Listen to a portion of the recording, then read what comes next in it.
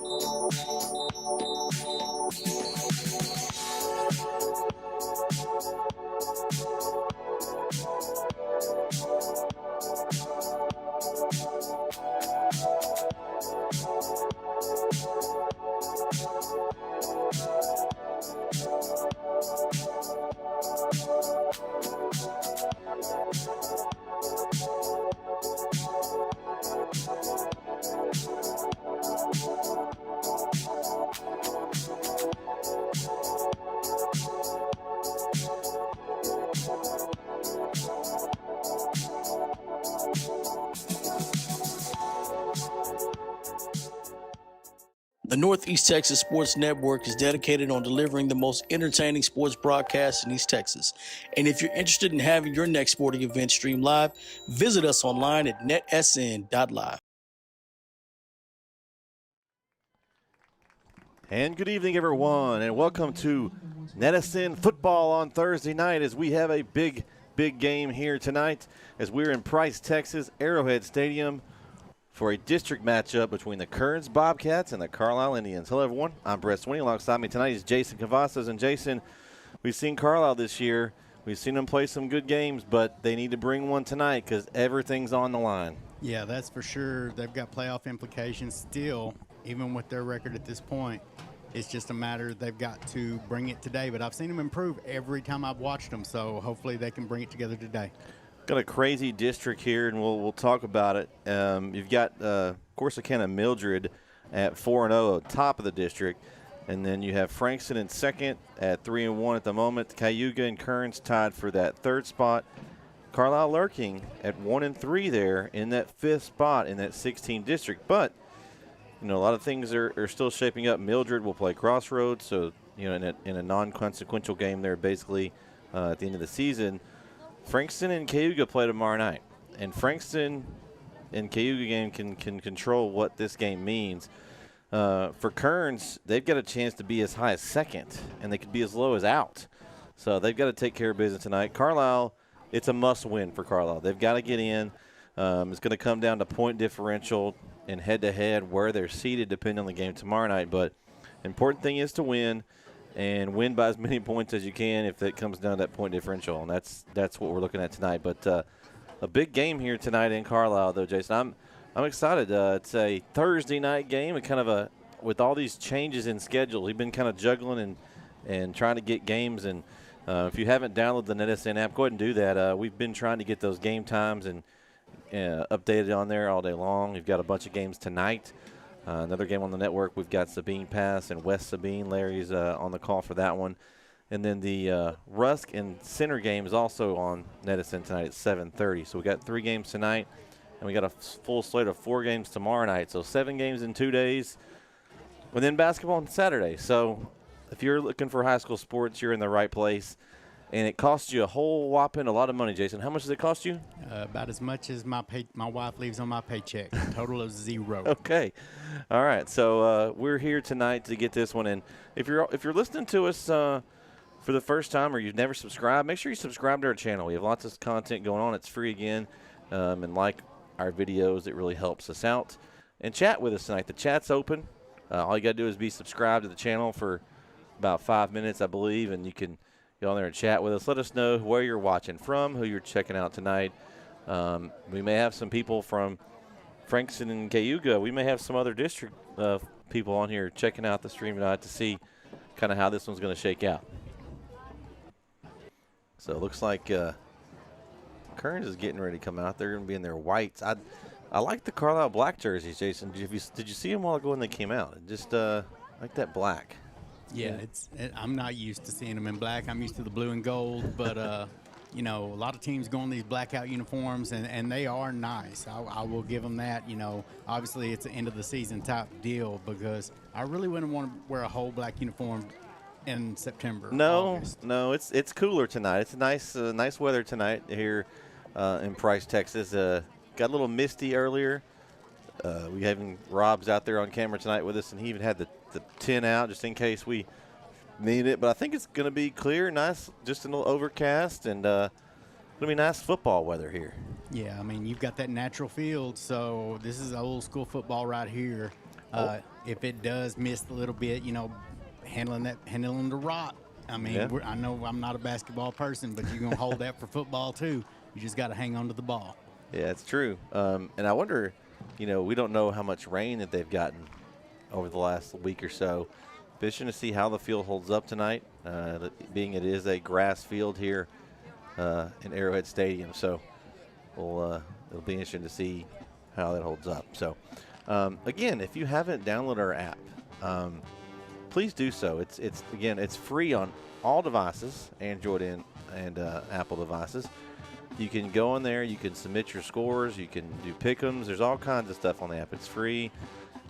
There's game chat. There's forums. If you've ever used the Friday football app from Dave Campbell, this one's just for East Texas, though. We've got the East Texas teams on there. You can see the district standings and how everything's shaking out. So I'm going to show you what the app can do. We'll take a quick break. We'll be right back here on Let Us In.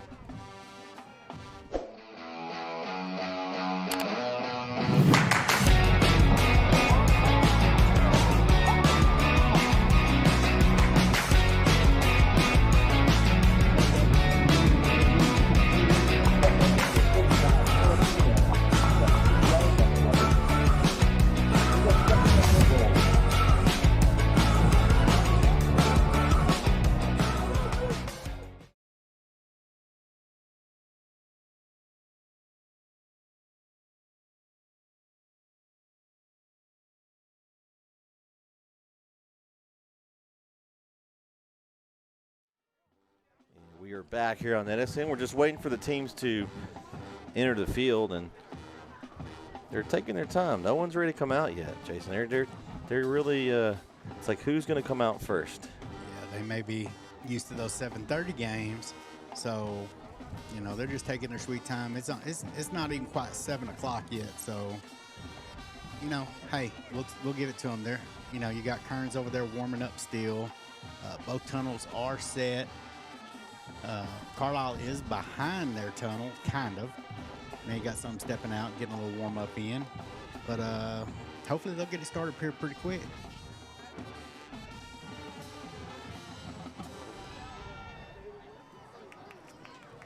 Yeah, now Kerens has gone behind their tunnel, so they're getting ready to come out at this point.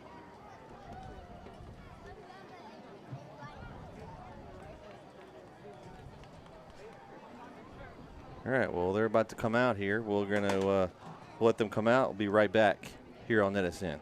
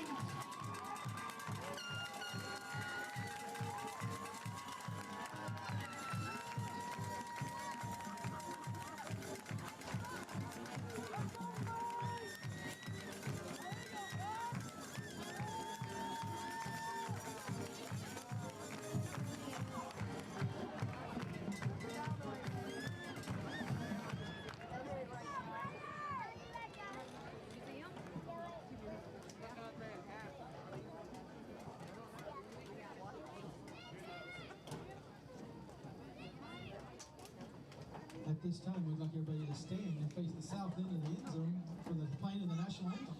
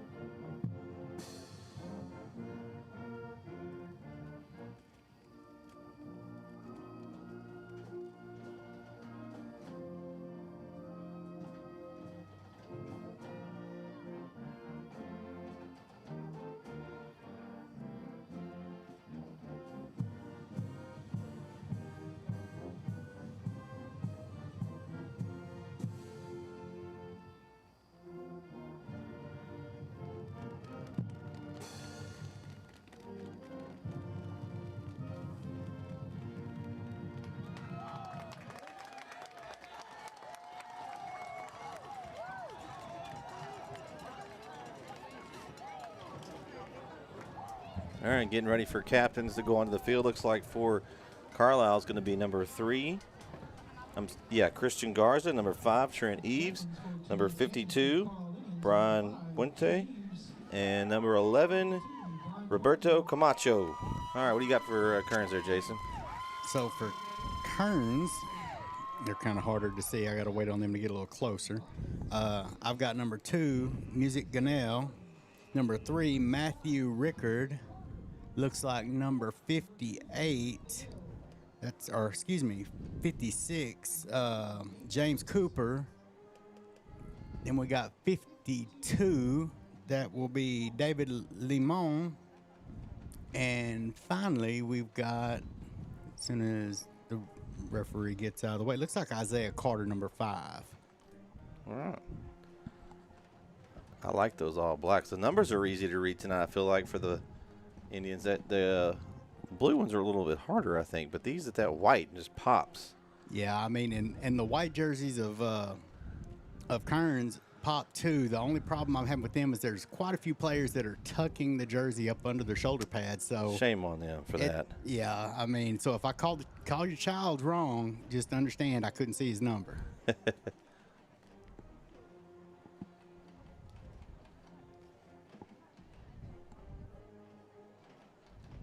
Let's see. Referee is going to tell us what we've got here. Kerens won the toss, and they want the ball. Okay. So Kerens is going to take the ball on offense first. Yeah, and I think Kerens is wanting to show off some of that speed. I was watching them in pregame, and they are pretty loaded with speed. Carlisle's going to have to keep them between the tackles and hopefully put some pressure on that quarterback so speedy receivers can't get loose.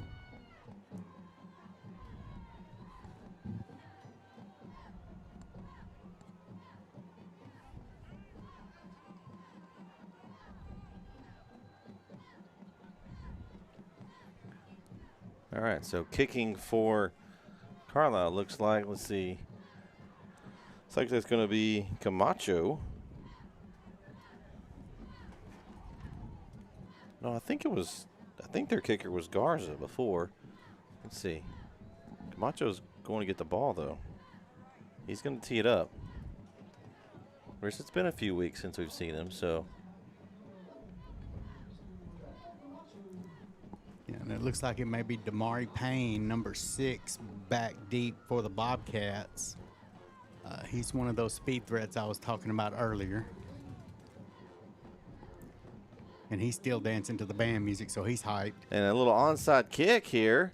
And Carlisle gets it. Recovered by number 4, Ivan Garza. And, well, I guess they're going to play aggressive there, Jason.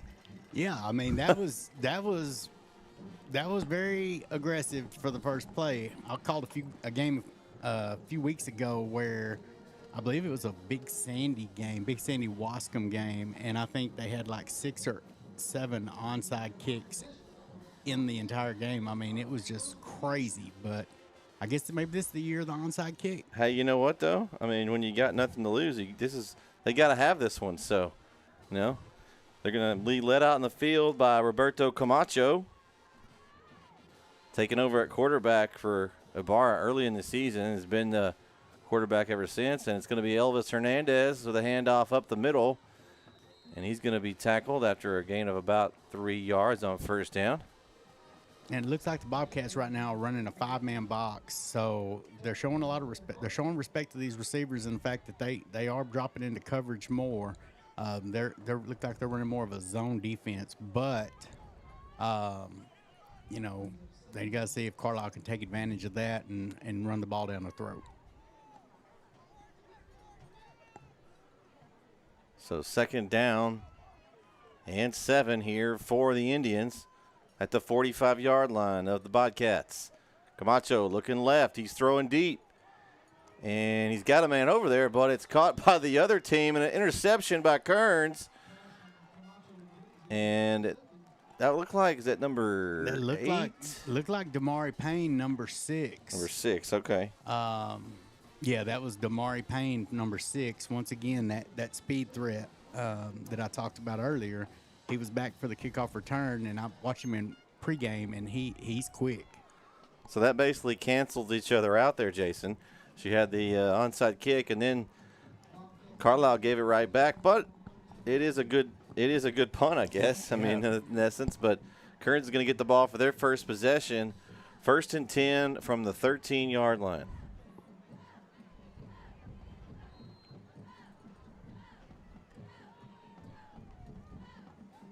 And the keeper by the QB for Kerens, and he's going to go off right tackle. And is that Gunnell? I think Gunnell. I think that's. Couldn't tell. I think it is. I think that's going to be number 2, Musik Gunnell at quarterback there.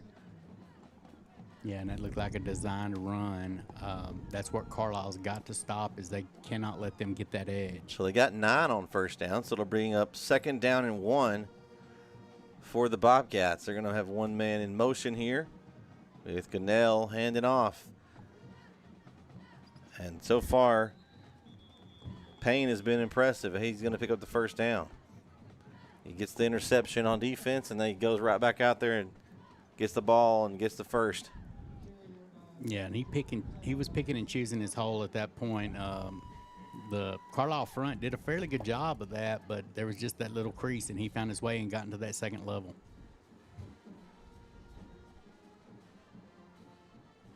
So 1st and 10. This time Gunnell keeps, and he goes to the right side. He's got a lot of room in front of him. Gunnell is going to be taken out of bounds just across midfield, and a big pickup there. There is a flag down back at the original line of scrimmage. You know what that means, Jason? Usually somebody didn't do it, but they just saw wrong. Oh, okay. The lineman never holds. Right? Never. So they're definitely walking back at this point. We hadn't gotten a signal yet, but well, maybe they did. I just missed it. Yep. There's going to be a holding that's going to back them up 10 yards. So that big gain by Gunnell there is going to be negated, and they're going to take that bus backwards. Back 10 yards, and so it'll be 1st and 20 now for Kerens. Kerens is showing a lot of misdirection early, so they're definitely expecting a lot of their run game. Gunnell this time is going to give it to Payne again. Still moving his feet, trying to break through the tackle of the Carlisle Indians defense, but he's going to get maybe half of that 10 they just picked up on that penalty back there on 1st down. Yeah, 52, Brian Puente, he came in and wrapped him up and just stood him up, and then the rest of those Indians came piled on. So good defensive play. I mean, at this point, Carlisle can afford to bend. They just can't break on this. They still got them down, 2nd down and about, 14? Ooh, Gunnell just juking his way through the Carlisle defense, gets up to the 35-yard line. So now we've got a doable 3rd down here. It's a 3rd and about 4. Yeah, and you wonder. I mean, I saw pregame. They, you know, Kerens has a quarterback. Obviously, I mean, he's a great runner, but he also has a good arm. But so far, if they're picking up chunks like that, they can afford to run it quite a bit, take some clock off. Ooh, a little quick screen play, and it's caught by number 12. That is going to be J.C. Rooks. And Rooks is going to get just enough for the first down. So after that 1st and 20 there, good job by Kerens to chip away and give themselves a chance there for the first down. Yeah, now that they're a little closer, you look at these two teams. I mean, Kerens' offensive line is a large group. Carlisle's usually been undersized in every game I've seen, but, you know, they've just got to keep them inside the tackles and let that linebacker core help them. Linnell back to pass. He looks right, overthrows his receiver, intended for number 9 over there, Malachi Williams. So bring up 2nd down and 10 now at the 40-yard line of the Bobcats. So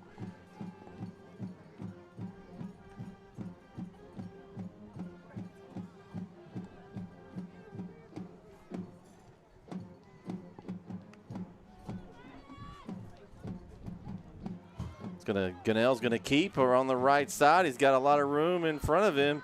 He cuts it upfield. Gunnell, he's got a chance. He's gonna score. No laundry this time, Jason. Touchdown. 60-yard touchdown run for the quarterback, Muzik Gunnell. And Kerens strikes first. They lead 6-0. That was just a beautiful play. Carlisle put both of their tackles in A techniques in that gap, both gaps right beside the center. One broke straight through for the running back, and he made a great decision. Quarterback did, pulled the ball, and then just took it to the house.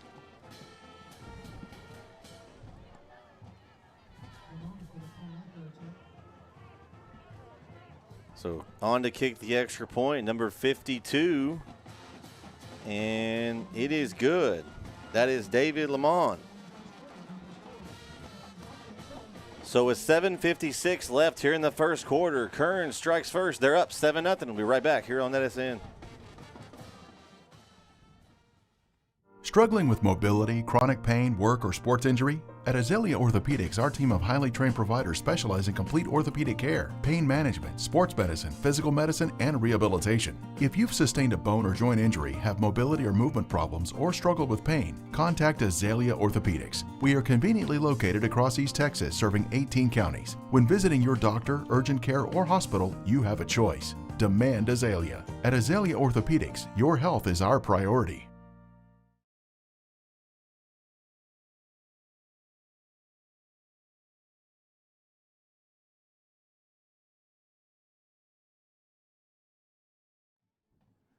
And we're back here on NSN, set to kick off for Kerens.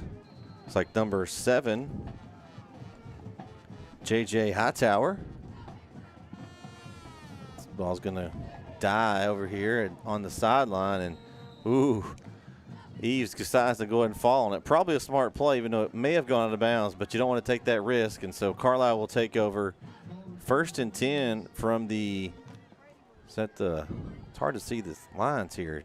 Maybe the 25-yard line, I believe, there. We got Kamitra Tolliver says, way to go, Bobcats. Thanks for tuning in. Again, chat's open tonight, so anybody that wants to chat with us, give a shout out to who you're watching, where you're watching from, who you're cheering for. Maybe you're just tuned in tonight to watch a good football game here on NSN. Let us know.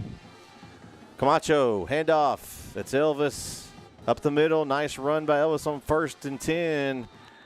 And he's going to get up close to the first down stick. I think he may be just a yard short. But a good run on 1st down for Elvis. Yeah, and Carlisle's got to establish that run. Like I said, they're playing more of a zone defense, only putting 5 in the box right now. So they have to establish that run so they can free up the pass later if they're going to stay in this game. Yeah, plenty of time right now. They can continue to do that. You've got the Camacho and Hernandez combination in the backfield. They can do it. Here goes Elvis, this time wrapped up. And it's going to be taken down for a no gain there. Nice defense by Kerens. Got a little penetration into the backfield, and we're able to tackle Hernandez from behind there. Yeah, and that's exactly what they wanted to do. You know, Carlisle still has their whole playbook open to them at this point with 3rd and 1. So I would expect to see more of the same potentially from both of them. I mean, I don't know if you know, Carlisle has been trusting Elvis all season. So, I mean, you may see that or you may see a play action. Wacho is going to keep it and call his own number. Runs up the middle, gets the first down and more, crosses the 40-yard line up to the 42-yard line, and picks up the first down for the Indians. Great run, great decision. I think that was the first read option they have done. So great job at that point by Camacho to pull the ball and come on in for the first. 3 receivers on this near side. He's looking this way. Camacho's, he had Eves, and it goes through his hands. You're not going to see Eves drop many of those, Jason. He's going to want that one back. Yeah, for sure. He really wanted that ball, and I mean, I think it was just a little too much air under. I mean, it was right where it needed to be, but I think he just floated it just a little too much. If he'd have got there just a little quicker, I think he'd had a good catch on it. But you got to make that catch regardless. Yep. So 2nd down and 10, ball at the 42-yard line of Carlisle. They're still going to go with 4 receivers, 3 on the near side. They're going to drop back. A little short pitch and catch here. Nice move there by the receiver. That's Mejia. Makes the guy miss and picks up about half of what they needed. I think they're going to give him about 5 yards on the play. And that's one he wants back because, I mean, the guy got basically an ankle tackle on that. I thought he had his balance. I really did, but his legs just came out from under him. Mm-hmm. He had one guy to miss. He got by him originally, but then just got clipped. Yeah, he would have had an easy 3 or 4 more yards before he ran into more contact. But, you know, that's football. So 3rd down and maybe 6 here, I think they're going to say. And it's going to be a run for Hernandez. He's got a lot of room. Elvis still breaking tackles, and he picks up a good play on 3rd down. And it's 1st down inside of the Bobcats' territory. And he is going to be up to the 42-yard line of the Bobcats here. So good run there on that big 3rd down. And Carlisle keeps this drive moving. They're going to go 5 wides here. Well, maybe. Elvis is going to pop back in the backfield with Camacho. Camacho. Going to tuck it underneath and run. Oh, just runs through a tackler. And Camacho, he's not your average quarterback, Jason. He's more like a fullback in there at QB. No, I was about to say the exact same thing. I mean, not often you see a quarterback lower a shoulder into a linebacker, but that's exactly what just happened. Yeah, he made that contact there. And a nice gain. It's going to be about 7-yard gain on 1st and 10, so it'll be 2nd down and 3 here. Going to be a throw over here on this near side. That's caught by Mejia, and I think he's going to be up with plenty of yards for the 1st down. So move the chains for the Indians. So that's what Carlisle needs. Carlisle's making a good drive at this point. Shook off the interception, which was just a great play by Damari Payne, but you know, they're down by 7. They need these consistent drives like what they're getting at this point.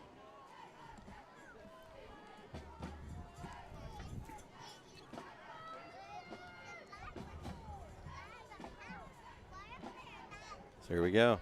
Camacho in the gun by himself. Quick pass. It's tipped.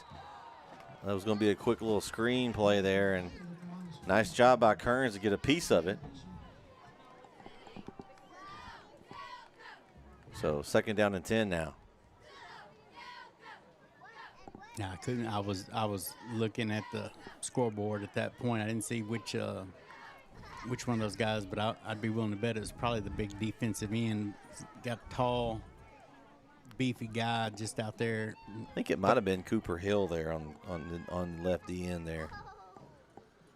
And this time, Elvis is going to take it. Still moving his feet. He's going to get good little gain there. Going to get down to the 25-yard line. So it'll be a 3rd down for Carlisle and about 5 there, Jason. So it's a big play for the Indians here. Still think they're probably thinking 4-down territory here. You know, at the 2A level, you're not kicking too many field goals. No. Not normally, at least. Unfortunately. You know, that's as you get those lower division, that's to me one of the things that's always been neglected. It can be the difference. Ask Overton last week. Yeah, that was the play action. Camacho scrambling, tosses, and caught by Eves. Great grab by Eves. It was a little low, and he's going to pick up the 1st down. I think he's down to the 15-yard line. Man, that was a great catch there because it was very low. Great catch. Side judge right there on it. So he saw it, picked it right up off the turf for a great catch and a 1st down.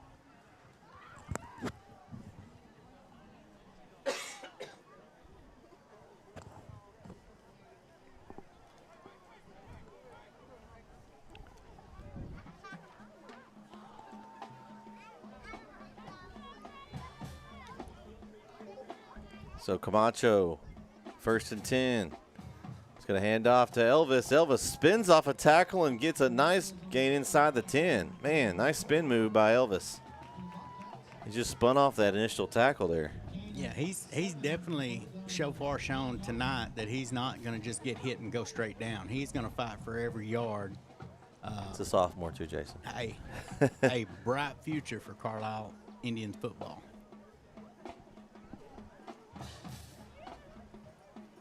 So 2nd down and 4 for Carlisle. Camacho's going to keep. And it's going to pick up a few yards. I think he's going to be close. We'll see if they give him the 1st. I think he's going to be maybe a yard short. It's a tough angle here for us. Let's see. Yeah, he's going to be a yard and a half, 2 yards short. Okay.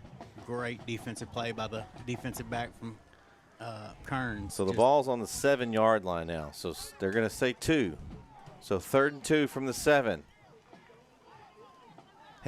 Camacho, play action. Oh, through the hands of Garza. Oh, beautiful play action for Camacho. Had me fooled there for a second. He pulled it, hit Garza right in the hands and stride across the middle there. I mean, if you want to nitpick, which I'm not going to nitpick Camacho because he's done a heck of a job, but great crossing route, just a little high. So it's 4th down and 2. We'll take a quick break. 1:17 left. Big 4th down coming up. We'll be right back here on NSN.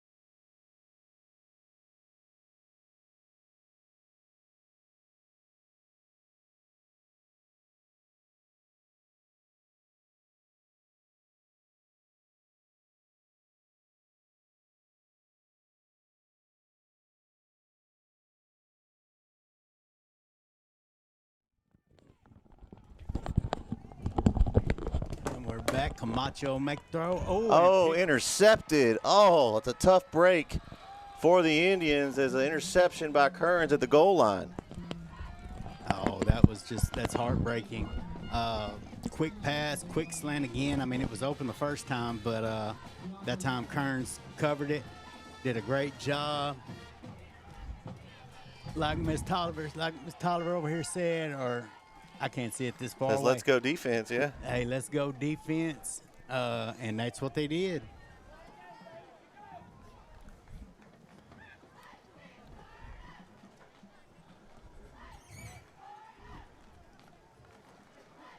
So now that high-powered Kerens offense comes back out. And right now, you know, I'm keying on quarterback and I'm keying on Payne. Try to stop them to make somebody else beat you at that point if you're Carlisle. So here we go, 1st and 10 for Kerens. Get the ball around the 11 or 12-yard line. I can't tell by the angle here. It's going to be a handoff to Payne. Pops it outside, and then he's met by a bunch of Indians there. Yeah, I think Ibarra Jr. got him first. He was trying to pick and choose through, and Ibarra Jr. finally just centered him and took him down. But looks like it was a 3 or 4 yard gain on the play.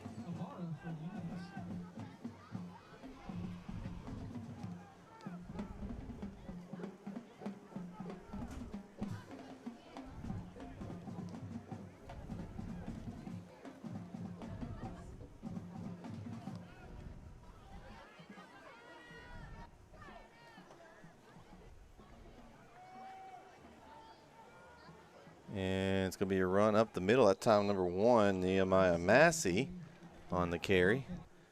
And the clock's rolling here. Not going to be much time left. Let's see if they snap it here. I don't know if they will. Well, they stopped the clock. Now they restarted it to move the chains. So they're not in any hurry. I don't know that they'll snap here. Looks like they're going to let it run out. It's going to take us to the end of the first quarter. So after 1 quarter here in Price with Arrowhead Stadium, Kerens leads Carlisle 7-0. We'll be right back for the second quarter here on NSN. Don't go anywhere. Family Circle of Care is a network of 6 community-based health centers. A run for Massey.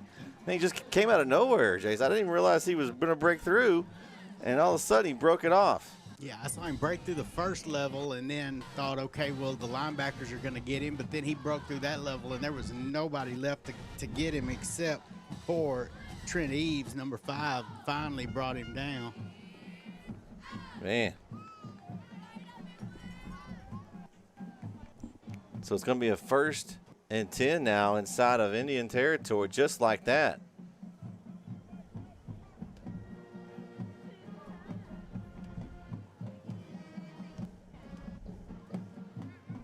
So here we go. It's going to be a run off the left side. Is that Payne again? That looked like Payne. I think they're probably calling him that on the Carlisle sideline. Yeah, he is. Probably a pain to deal with. Yeah, he just got amazing explosive acceleration. He gets the ball. He was looking for that corner when he decided to accelerate upfield. He just shot up into that secondary.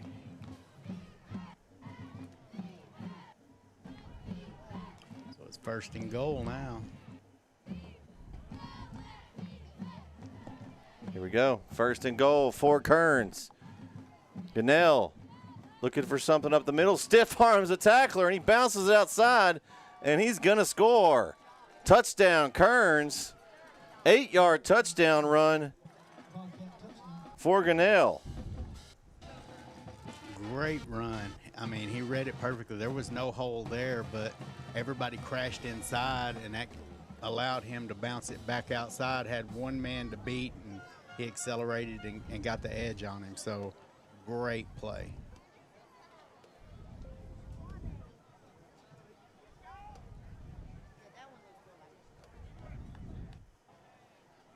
Extra point now by David Limon. Oh, and it's a low kick. And then he's going to get to the corner. Did he get there? And they got it, a 2-point conversion. Wow. So a touchdown for Kerens and then a 2-point conversion there. And so now they lead 15-0, 10:37 left in the first half. We'll be right back here on NSN.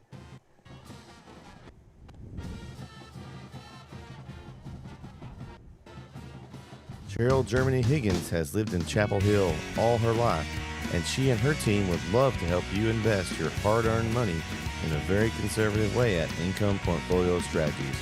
Over 40 years of banking and investment experience. Give her a call today at 903-509-2289. Have you sustained a bone, joint, work, or sports injury? Problems with mobility or movement? Suffer with pain? Contact Azalea Orthopedics. Our specialists serve patients across East Texas. For proven, trusted medical care, you have a choice. Demand Azalea.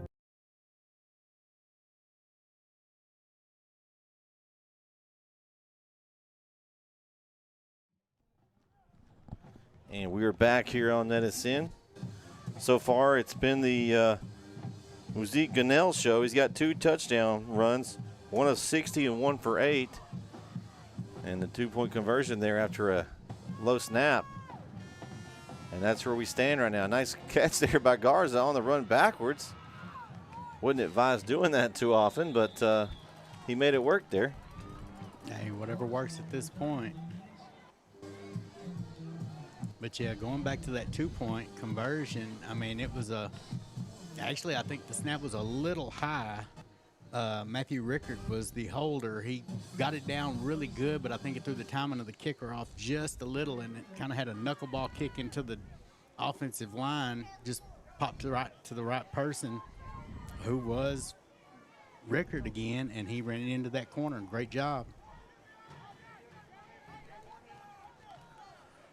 So Carlisle really needs to get something going here as they're trailing here 15-0. Still got plenty of time, but we'll see if Camacho, they've had some good opportunities. They had the onside kick first and got the ball, and they turned it over with the interception, and they had the other interception. So 2 interceptions so far from Camacho, but they've had some good plays.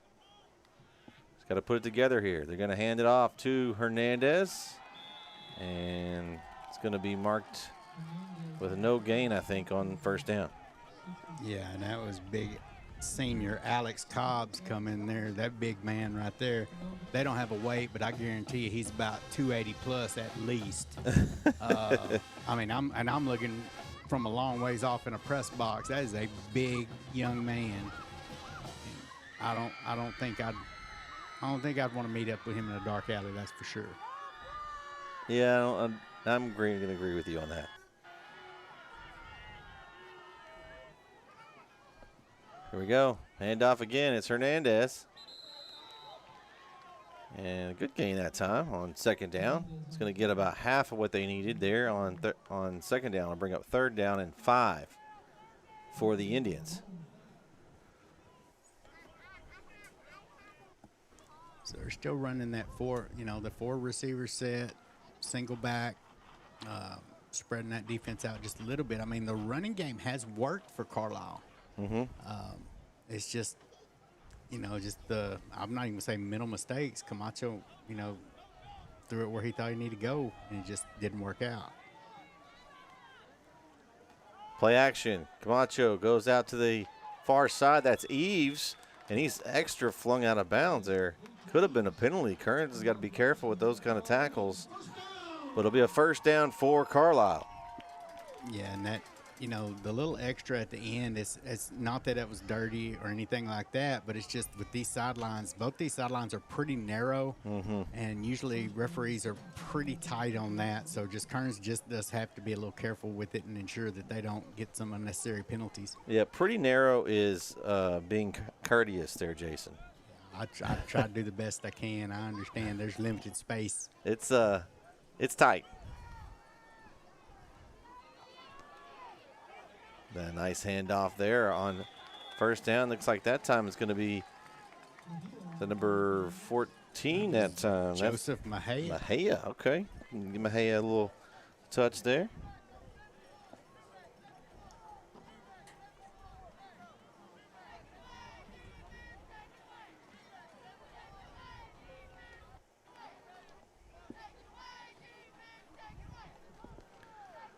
So second down and 2.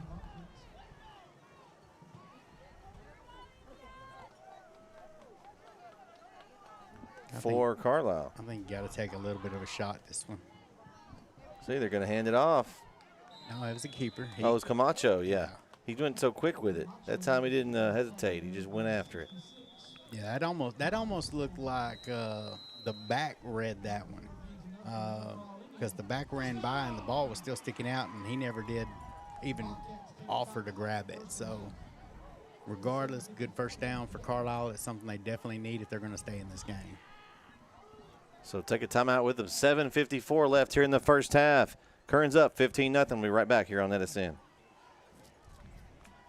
Be treated like family by a local team of experts to make sure your animal needs are fully stocked year-round. Over 7 tons of all your Lone Star feed needs are in stock daily, including Double Down Deer Feed, Rain Star Black Bag Cubes, Lone Star Game Bird Bird Seed, Lone Star All-Stock Cattle and Horse Feeds, Hay Stretcher, Bull and Heifer Developer, and a wide range of Lone Star Poultry Feeds as well. Feed a dog of any breed and size with Victor and Lone Star Premium Dog Foods. Find them on the corner of Bascom Road and Spur 248, right in the heart of Bulldog Country. Elder Feed and Supply, proud sponsor of the Bulldog Sports Network.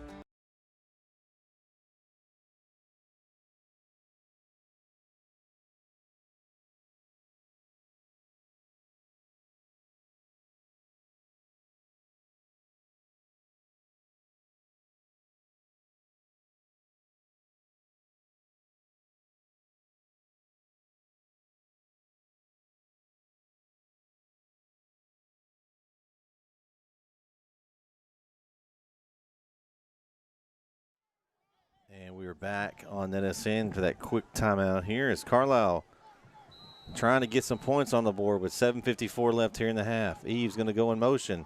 He's going to reverse it. Oh, they read that one like a book.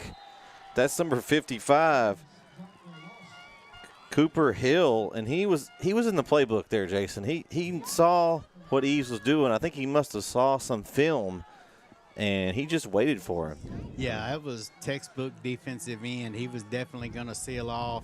Wasn't nobody coming back around on him. So just instead of what could have been, now you're looking at about a second and about 17.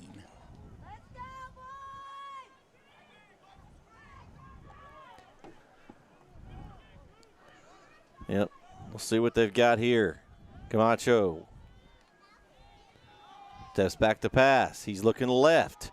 He's got a man there. Great defense. What a catch. Caught by Dakota Grisby. And he's down around the 10-yard line. Man, just a great pitch and catch. Camacho to Grigsby. Man, I thought Damari Payne had him another one at that point. He was in position, jumped just a little early and didn't quite get to it. So great throw. Camacho going to keep it himself, calls his own number. He's got room to cut back. Does he get across? Oh, they're going to say he's just short. He's going to be stopped short at the 1-yard line. So here we go. Carlisle now. I think they're going to get the first, too. I think that's going to be first and goal from the 1. So if you're, man, I'm giving it to Elvis, or I'm going to let Camacho keep it here, Jason. I think I'm giving it to my workhorses. Yeah, I'm gonna get behind that big offensive line and just ride them on in for that extra yard.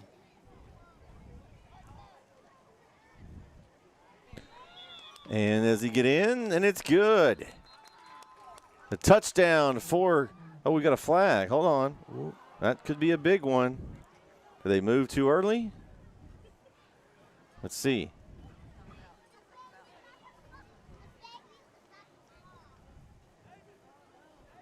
Ooh, false start on the offense. Big penalty is points off the board there.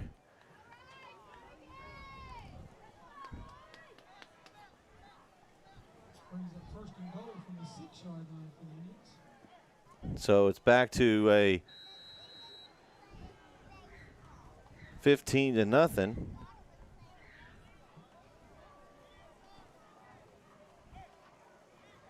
So first and goal still, though. They've got, plenty of downs here.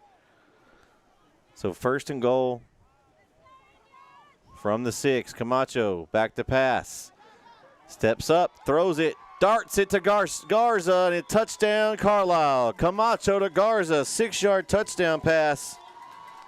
And Carlisle's got on the board. They now have 6. We'll see. Looks like, will they send the field goal unit out? Looks like they're going to line up for 1. Looks like it's going to be Camacho with the attempt. And I mean, they're chasing 15 at this point, but you know, this early in the game, that kicking is the smart play. Yeah, don't want to chase points here. Snap, good hold. Kick is up, and it's good. So with 5:55 left here in the first half, Carlisle strikes back. They cut in the lead. Kerens is still up, 15-7. We'll be right back here on NSN.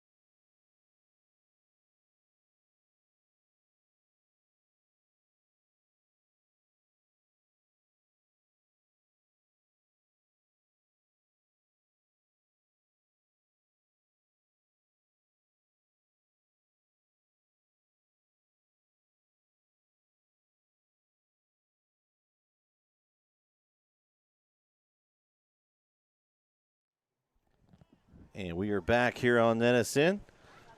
5:55 left here in the first half. And just as advertised, we've got a good one here. Looks like Kerens maybe not going to take this kick too cautiously, Jason. They're kind of making sure they don't get fooled again here. Yeah, they're definitely up playing, watching for the onside. Like my old CSI show. We won't get fooled again. But, you know, I mean, realistically, what do you do? I mean, you got Damari Payne back, so, I mean, if I'm Carlisle, I'm trying to kick it into one of those spaces where there's nobody right here. Yeah, Ganell's on this side, too, so I'm going to go over there and try the other side, and I don't know if that's any better. Oh, and they're going to kick it out of bounds. So Kerens is going to get good field position there. I don't think that's what they were trying to do. I know you don't want to give it to the speedsters, but I like the pop-up if you're going to do that. Like, kick it high. Let's go high with one. High kick, pooch kick, something, just not towards the sidelines. I'd like to thank everybody for joining us. Got a few chatters going here. We got Jesus says, "Come on, Indians." We got Tolliver again. You got Let's Go Defense, Play Smart. Cam's TV show. Yeah, okay, Cam's TV show. And says they caught a break. Let's go defense. So continue. The chat's open. Remember, we'll give you a shout out on air. Hope you're enjoying tonight's broadcast. Make sure you subscribe to the channel and like this video. It's going to be a handoff to Payne. He's got some. Oh, upended. My goodness. And it wasn't Payne. That was number 1, Massey. And he did a full flip there, Jason. I was. Yeah, and I think Juan Diaz took the worst of it. Mm. You know, Nehemiah Massey, he runs with purpose. So those legs were churning. I think he just happened to catch a leg at the wrong time. So we're going to take a break while they check on Mr. Diaz, and we'll give you an update on his injury status here when we return on NSN. Don't go anywhere.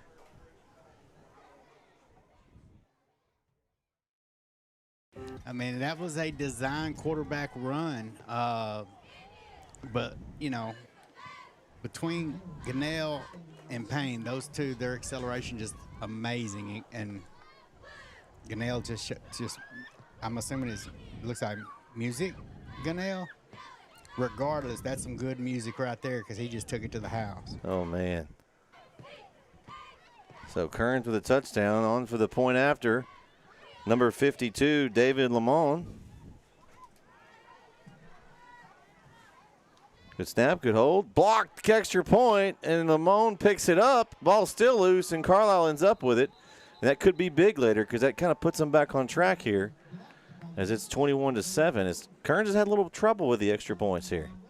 Had a low snap. They got a break and got the 2-point earlier, Jason, but That time, that was close there. They're playing with fire. Carlisle could have had a chance to pick that up and run it back. Yeah, and I mean they were lucky they didn't get that. So realistically, with that previous 2-point at this, Kerens, they're not going to let that phase them at this point. They're going to keep going business as usual. They're still up 2 scores. Carlisle's just got to answer again and put a little more pressure on them at this point.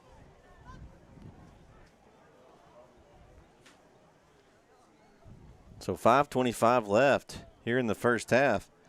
There's maybe a few games. Let's maybe see if we can find some scores, as there are a few games tonight going on. Let's see if we've got anybody. Make sure you go on the Netison and get the app. See if anybody's keeping up with scores tonight. Maybe not realize there's games on. Yeah, and then too with this weather, like I said, here it's fairly nice. It's kind of it's humid obviously, but some of the other places may be misting and they're not really worried about it too much, even though there are some umbrellas out here now. We got some chat. It's a good run, musique. How about them Bobcats? It's music. Let the speed work, Bobcats. Touchdown, Bobcats. It's playoff season starting tonight for the Bobcats, man. A lot of Bobcat fans in tonight. Come on, Indians, where you at? And a nice return for Ease, but he is met by a whole slew of Bobcats there at the 25-yard line there, just somewhere about there. So that's where Carlisle will take over 1st and 10. Now they need a retaliatory this, Jason. They need to respond here. Yeah, they definitely got to keep it close. They've got to keep it within 2 scores at least. And right now, to me, they've got to score before the half if Carlisle wants to stay in this. Of course, we say that, and I've seen teams come back from worse at second half. But thank you, by the way, for whoever clarified it is music. And it's music, okay. But it's music to my ears with that run. I mean, that was beautiful.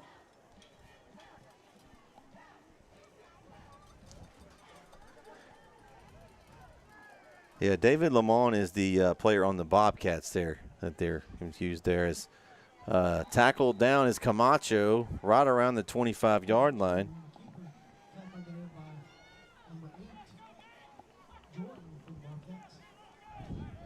But we appreciate everyone for tuning in. Again, I say this all the time, but make sure you go download the Netison app, subscribe to our channel, and like this video. That's how you can help us out. We do these all year long, and we don't charge the schools or anybody any money for these. It's all ad-based broadcasting. So if you're interested in being a sponsor and subscribing or being a sponsor for our network, we'd love to have you. The pass across the middle, Camacho to Eves. He spins through a tackle, still on his feet.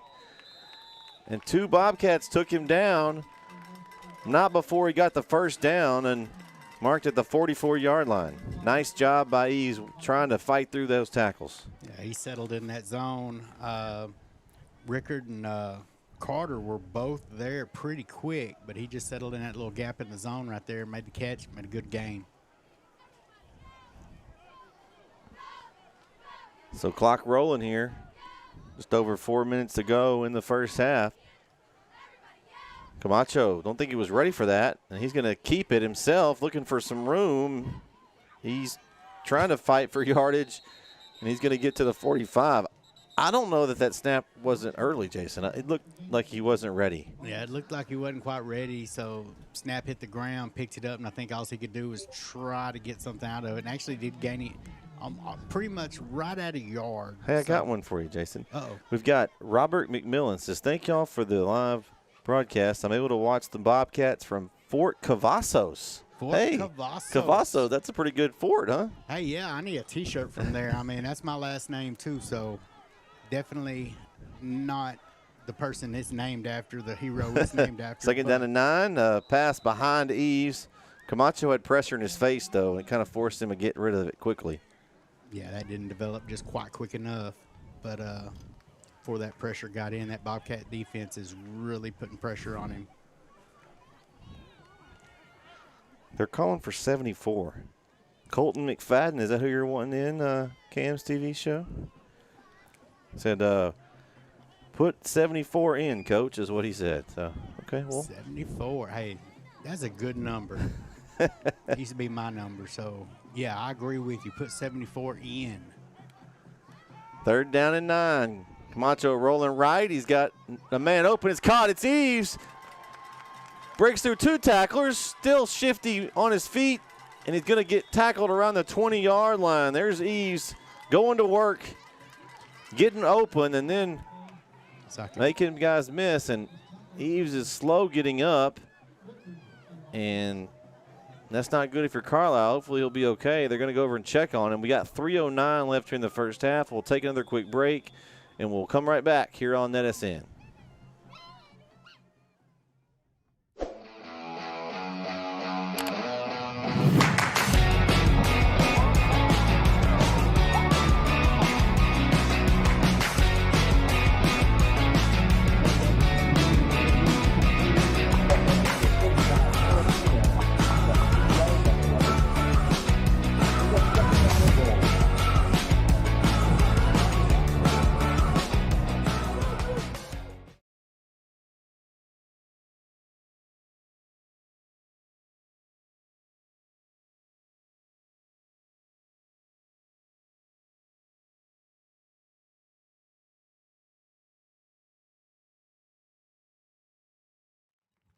And we are back on NetSN as injured player in the field with Trent Eves. He's walking off on his own power. I think he probably just got twisted up over there on that to tackle. Don't know what the actual injury is, but good news for Carlisle. He's able to trot off the field on his own power. Yeah, and I mean, the way he was fighting through those tackles, all that, and the way the Bobcat defense was trying and scrapping to get him down, I mean, sometimes things just do get twisted. And, I mean, nobody's fault, just happens. So we got 3:09 left, 1st and 10 in the red zone time for the Indians at the 20-yard line. Camacho is going to hand off. That's Hernandez. Nice cut by Hernandez. Runs through Kerens tacklers and still dragging people. And he's going to pick up the 1st down. It's going to be 1st and goal for Carlisle. What a run by Hernandez. Yeah, and I mean, I think that was Demajon Allen that made the tackle on that. I mean, I'm impressed by this Bobcat team as far as they're really fundamental on their tackling. You know, you've seen some plays, I mean, but it's in every football game where they will do arm tackles and all that. But these guys are trying to get that shoulder in that belly and get them to the ground. It was just a great tackle, I mean, but you got a great runner too. Camacho looking left. Man's open. Caught. Touchdown. Indians. 8-yard touchdown pass. Camacho to Grigsby. And that's 2nd time that connection's connected. As Grigsby gets the touchdown pass. And they cut the lead to 8 here, pinning the point after.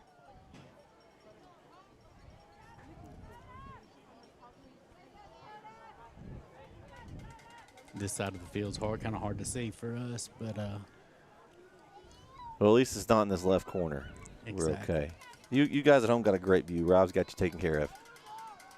Good snap, good hold. Kick is up, and it's good. 2:33 left here in the first half. Kerens still leads, but it's cut to 7. 21-14. Be right back on NetSN.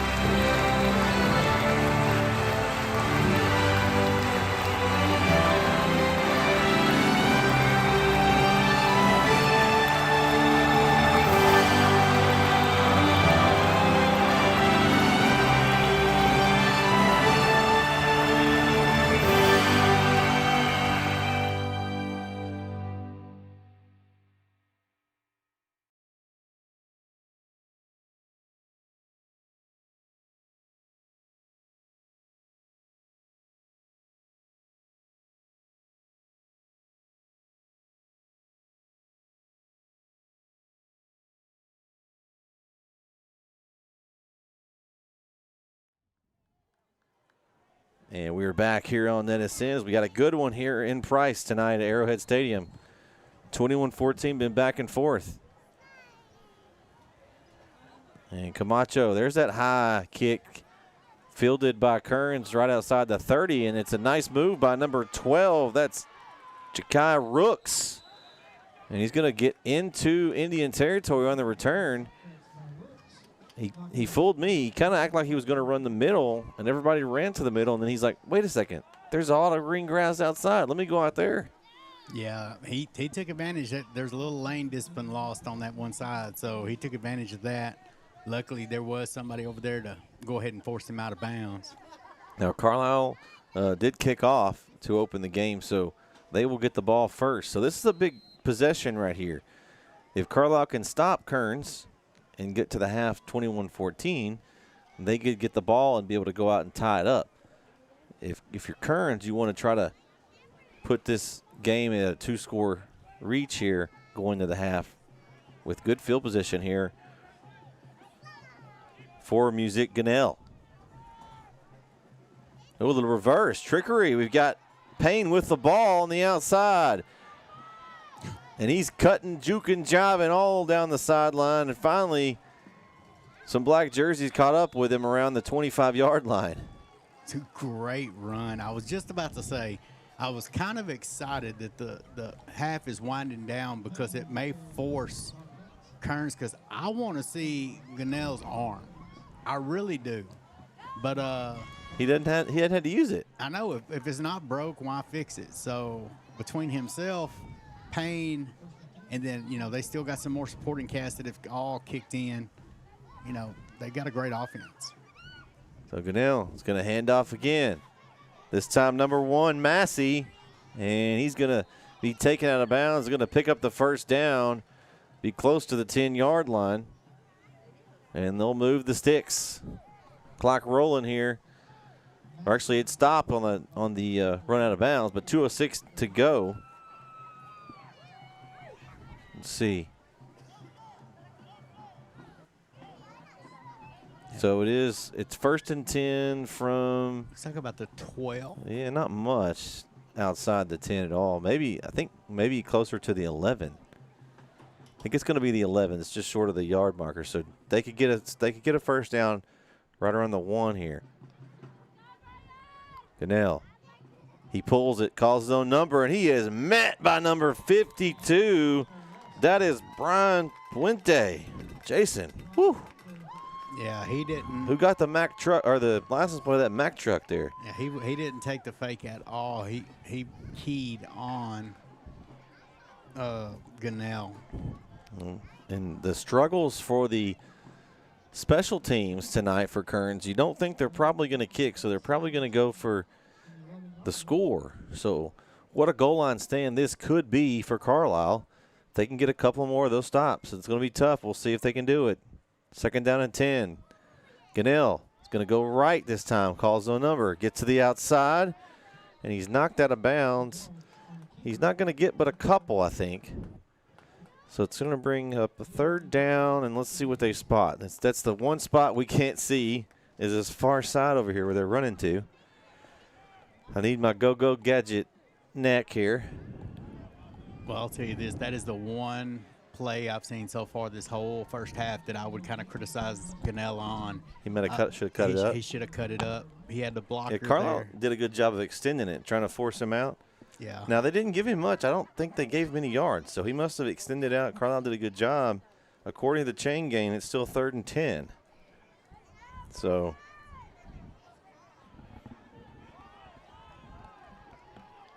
yes, Damari Payne is showing out. That is for sure from the chat. let's see. We got a timeout, and Kerens will take one. 1:19 left here in the first half. They've got a big 3rd and 10 in the red zone. Don't go anywhere. We'll be right back on NSN. Whatever it is you wrangle, whatever seeds you sow, or what you choose to grow, at Texas Farm Bureau Insurance, we're proud to protect all Texans. Have you sustained a bone, joint, work, or sports injury? Problems with mobility or movement? Suffer with pain? Contact Azalea Orthopedics. Our specialists serve patients across East Texas. For proven, trusted medical care, you have a choice. Demand Azalea.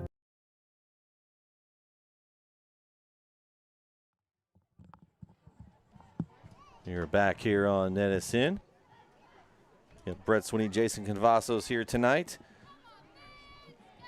With this big broadcast here in Carlisle. A lot on the line tonight. We've talked point differential before the game. We'll discuss that more as we get closer to the end here. But long story short, Carlisle needs a win to get in the playoffs. Kerens can still get in with a loss, but they could also get up to second place if they're able to get a win and some other things fall their way. So big game here.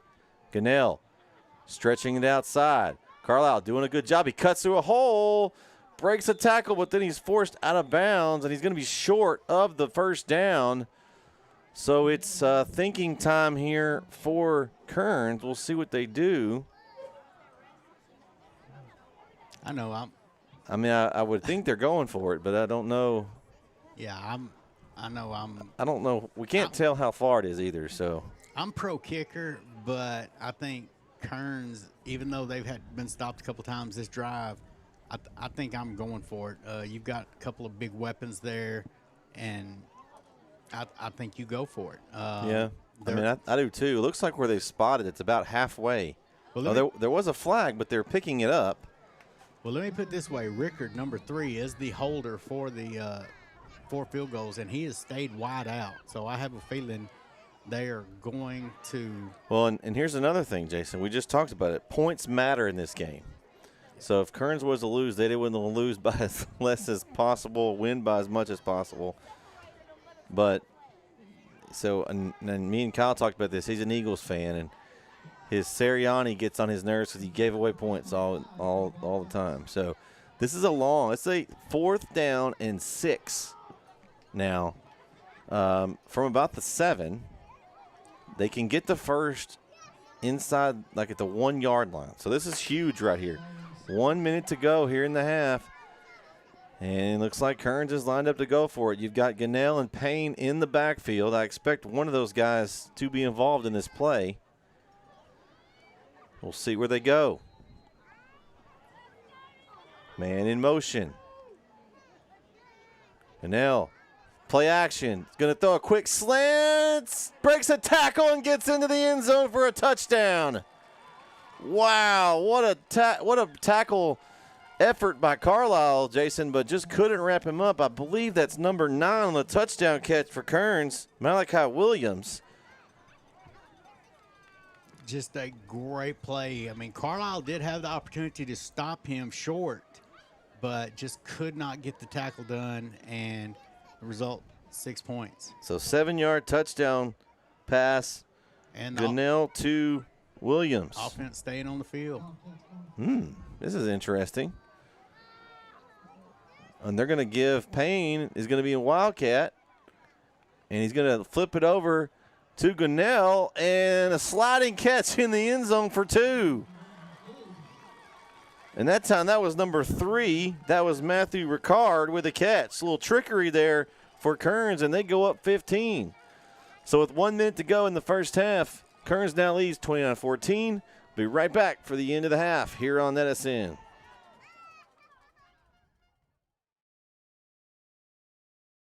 We would like to thank Christine Vasquez, CPA, PLLC, the official accountant of NetSN.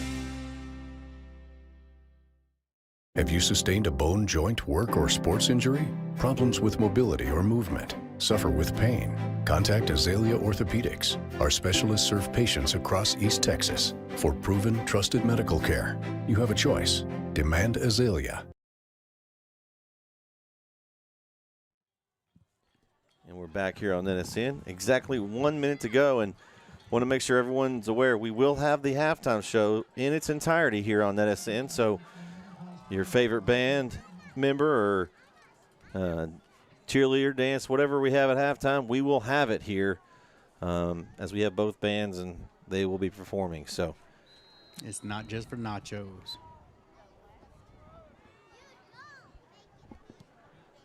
So a low kick little touch with and they're going to go down. I think that's Eves.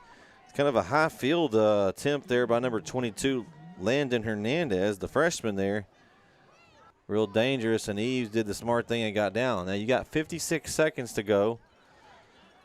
Still have 2 timeouts. I think you still try something. You see what Camacho can do. You take maybe a couple shots. If Eves is available and he's able to, I'm trying to go for him and see if he can break a big play here.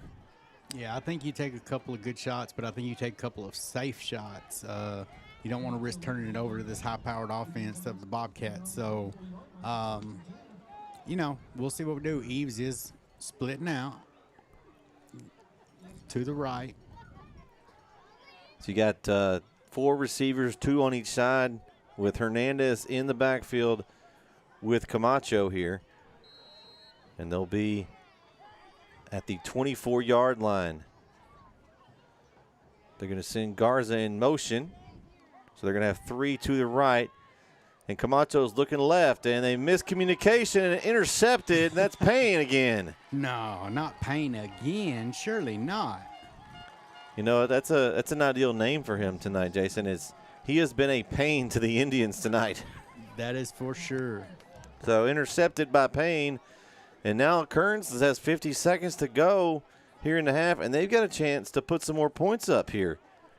Yeah, and you hate to see the miscommunication. The receiver never even turned his head. He wasn't ready for the ball at all.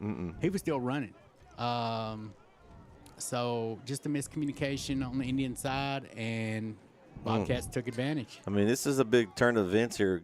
They had them 4th and 6 from the 7-yard line. They had him wrapped up for the possession change there on the turnover and downs.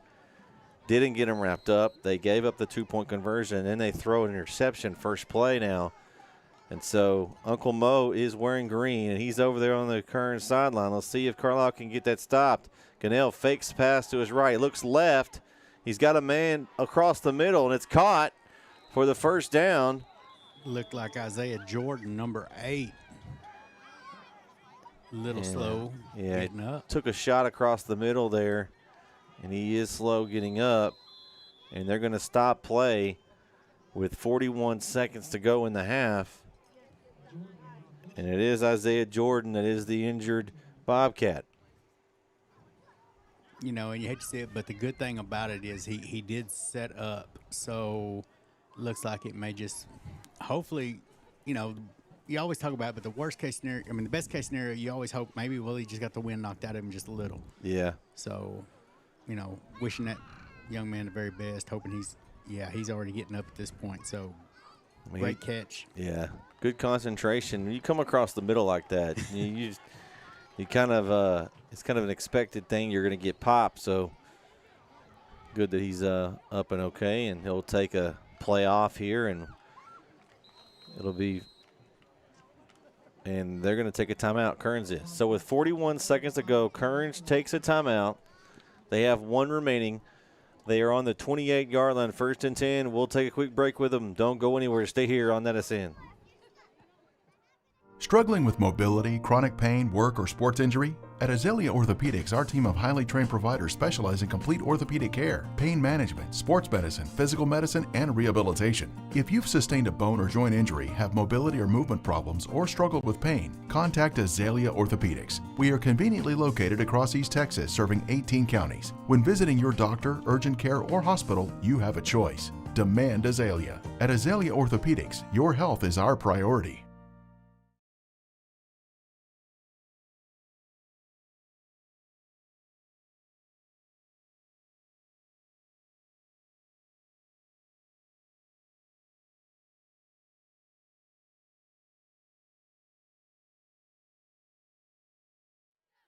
All right, here we go. Back on NSN. 1st and 10, Kerens at the 28-yard line.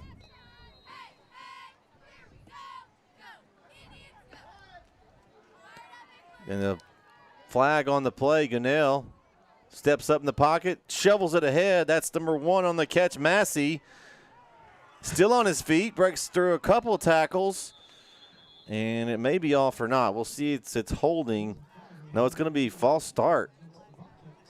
which I'm surprised they didn't blow that dead. Probably an illegal procedure. Okay. Probably somebody lined up.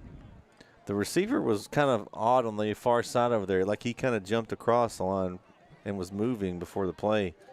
I'd be interested to see if that was the call, but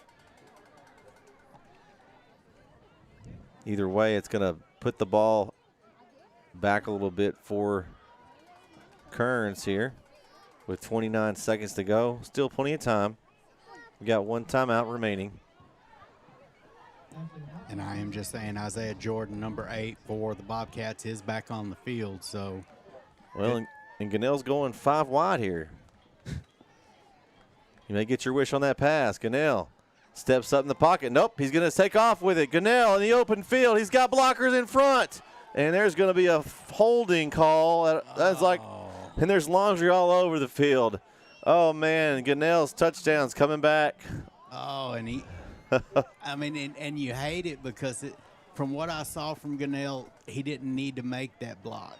Well, and he could have just blocked him over, and instead, number 14 for Carlisle, that was Joseph Mejia, forced the holding call. He was trying to get through his block, and you can't grab that jersey. No, I mean, at that point, you let your athlete work, but, that if that play tells us anything, I mean, this still potentially doesn't stop this scoring drive. Nope. So it's going to be now first and looks like maybe 15. Well, let's see where they mark it. Yeah. No, they're going to give him some yards. I think he got a couple. So it's going to be first and 8. So the penalty was far enough downfield. It was 10-yard spot foul. So first and 8, 19 seconds to go. Gunnell is still, again, in the backfield by himself. He drops back to pass. He's scrambling around. He's still scrambling around. He's back in midfield. He's trying to throw it deep. He's still scrambling around, and he's going to throw it over here by Massey, and he just got rid of it at that point. Now, the only problem with that, he took a lot of time. So now you've got 2 seconds. That was a 17-second play. And now you're going to really have one play left here if you're Kerens. And you may get to see that arm this time, Jason. Yeah, I imagine I will see my arm on this. If he takes off and runs on this last play of the half and scores, that would be incredible. I mean, it could happen, I guess. Yeah, I mean, we've seen a lot of incredible runs by this team. So here we go. It's going to be Massey in the backfield with Gunnell. He drops back to pass. Looks left. He takes a shot. Throwing the end zone. Oh, just over the outstretched arms. I believe that's number 8, Isaiah Jordan again. He just overthrew him. And, man, what an end to the half. Oh, man. So that's going to do it for the first half here. As Kerens is up 29-14. We'll be back for more information about this half toward the end of halftime. Enjoy the halftime show here on NetSN.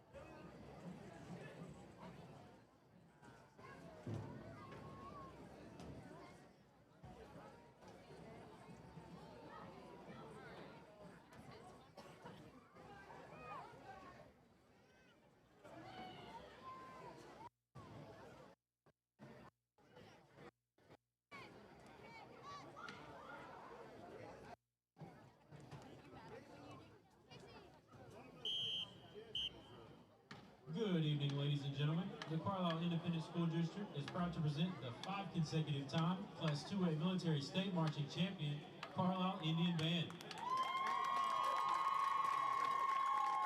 The Indian Band is under the leadership of drum majors Lexi Ibarra and of Science.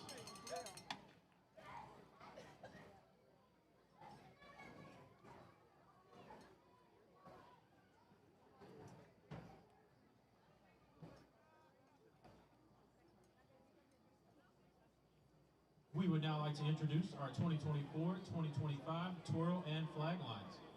Our flag line, senior Yasmin Martinez,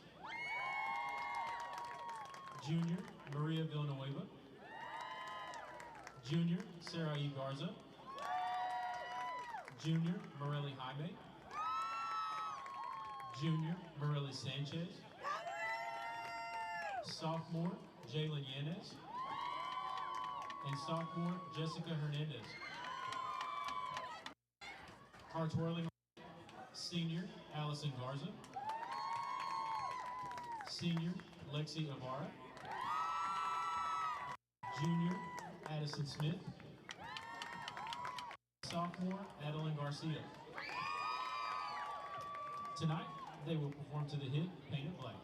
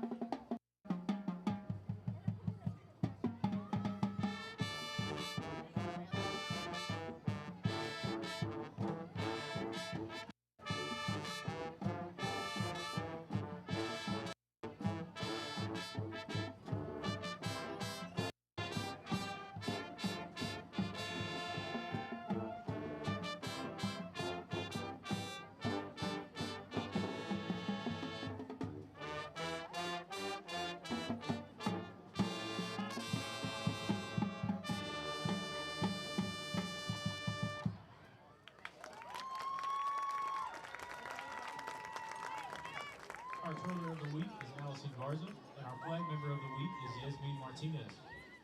The twirling flag lines are under the direction of Ms. Lady Heron.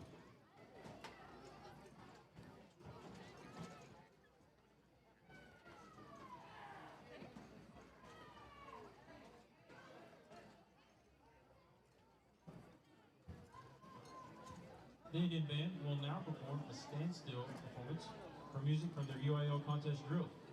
Le Boucher Fanfare, Julian March by Hughes, and Philip by Fuchin.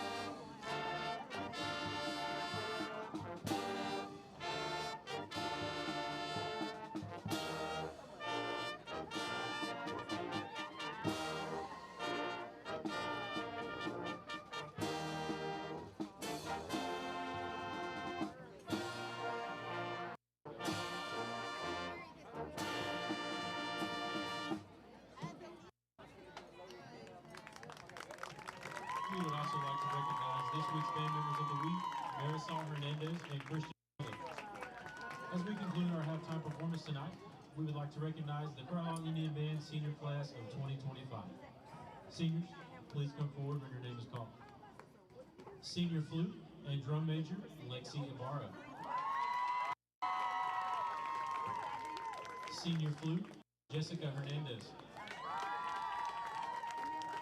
Senior flute, Marisol Hernandez. Senior flute, Monty Lamone. Senior clarinet, Bernice Reyes. Senior clarinet and twirler, Alice Garza. Senior saxophone and flag, Yasmin Martinez. Senior trumpet, Josue Escobedo. Senior baritone, Eric Hernandez. And senior tuba, Christian Garza. This senior class has accomplished many things in their 5 years in the Carlisle Band program. They performed as a Class 2A TMBA Honor Band in 2023 in San Antonio. They've won the Class 2A UIO Military Marching Contest 5 times in a row, 2020, 2021, 22, 23, and this year, 2024. This class has been awarded the UIL States Award each year for first divisions in marching and concert and sight reading. They also won an award for the ATSSP Outstanding Performance Series for Class 2A last year. The Carlisle Band Program would like to thank you for your 5 years of service to the high school band program and congratulate you on your many accomplishments. We look forward to finishing your senior year strong and look forward to seeing what you do in the years to come. On behalf of Mr. Clifton, Ms. Guidry, and Mr. Ferguson, we'd like to thank you for your time in the Indian Band.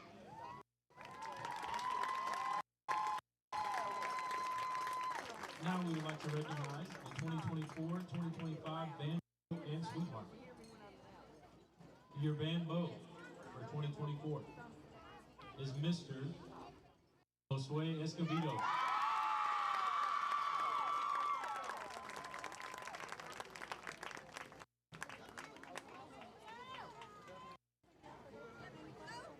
And your band Sweetheart is Miss Lexi Ibarra.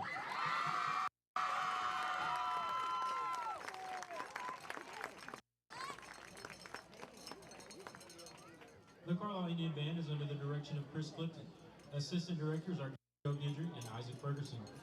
Superintendent of Carlisle ISD is Mr. Josh Johnson, High School Principal Norman Carter, and Junior High Principal Paul Richards. We would like to thank you for your support and attention to tonight's halftime performance.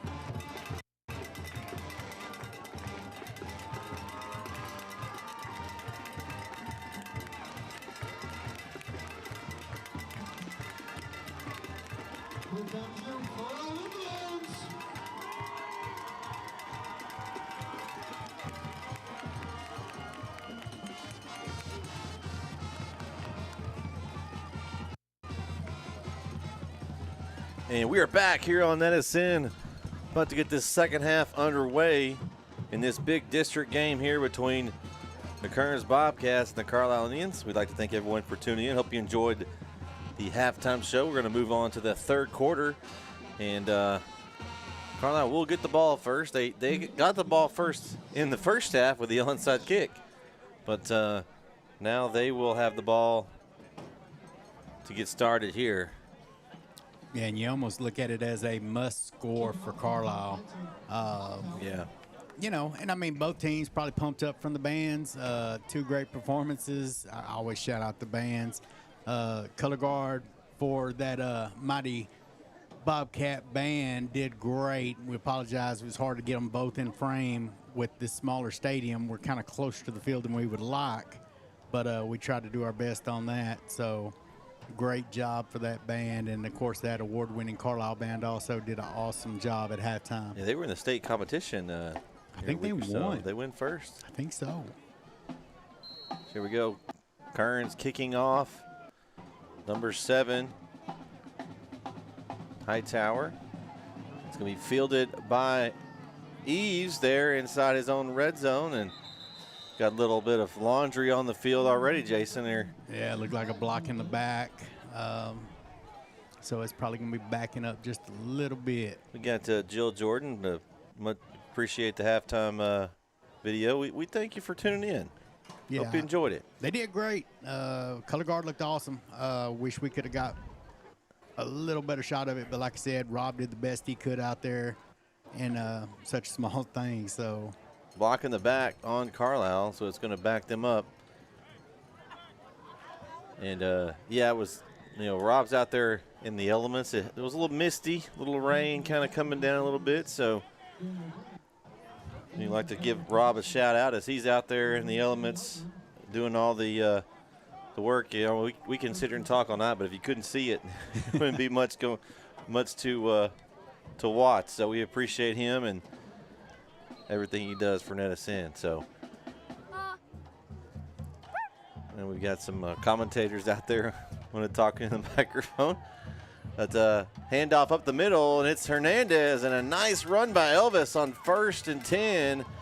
And he found a nice hole, and he's going to pick up the first. Ooh, extracurricular. Be careful if you're Kerens. You want to pick up an extra 15 yards added on to that run there. So, but a good run by Elvis. Yeah, I think that one was pretty innocent.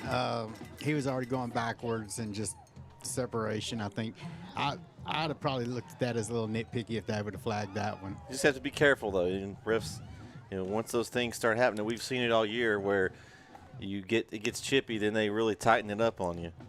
Yeah, that's for sure. So Camacho, 1st and 10. He's going to keep it. Calls zone number. Looks for a hole. Bounces it outside. Camacho cuts it back inside. And not afraid to take on the tackler, and he gets up to the 45-yard line. Another first down for Carlisle. So good start here for the Indians on their first possession of the second half. Yeah, and you got to shout out Brian Garza on that one. The sophomore was downfield helping with the block for his quarterback. Great job. Helped with that first down run. So 1st and 10 again for Carlisle. Quick throw. He's going to get over to Grigsby. Grigsby trying to shake a tackler. He shakes the first tackler. And he's going to pick up another first down. So 3 for 3 on first downs here for Carlisle. And they're moving the chains. And did you notice that was DeMajion Allen again with that tackle? That form, shoulder in the gut, lift, and tackle. I mean, just great fundamental tackling there by him. This time it's Hernandez up the middle. And finally able to stop them and not let them pick up the first down. Hernandez still able to get a couple on first, so it'll be 2nd down and 8. Yeah, Daniel Lewis had the ankles, was not letting go. And then Cooper Hill came in and just finished it off. Camacho drops back the pass, steps up in the pocket, throws, he's got a man open. Oh, great defense. If they're going to throw some laundry, he must have had a little bit of body contact on him. And I thought it was good D, but, we have a tough angle. That was number 3 on the coverage, Matthew Ricard. And I think he's going to get called for a little pass interference. Yeah, he got that one hand up. He must have had the other one hold on. The other one had to be doing something if they called that on him. Not really sure. It's hard to see from our angle, but somebody saw something. And it looks like they're trying to call defensive holding. So holding on Kerens. And Carlisle will take it, and they'll end up with the spot at the 30. Is that going to be the 33-yard line, I think? 1st and 10 for the Indians. So the drive keeps moving. We talked about how important this first drive of this half was for Carlisle, and so far they're able to move the ball. Wouldn't say easily, but pretty well here.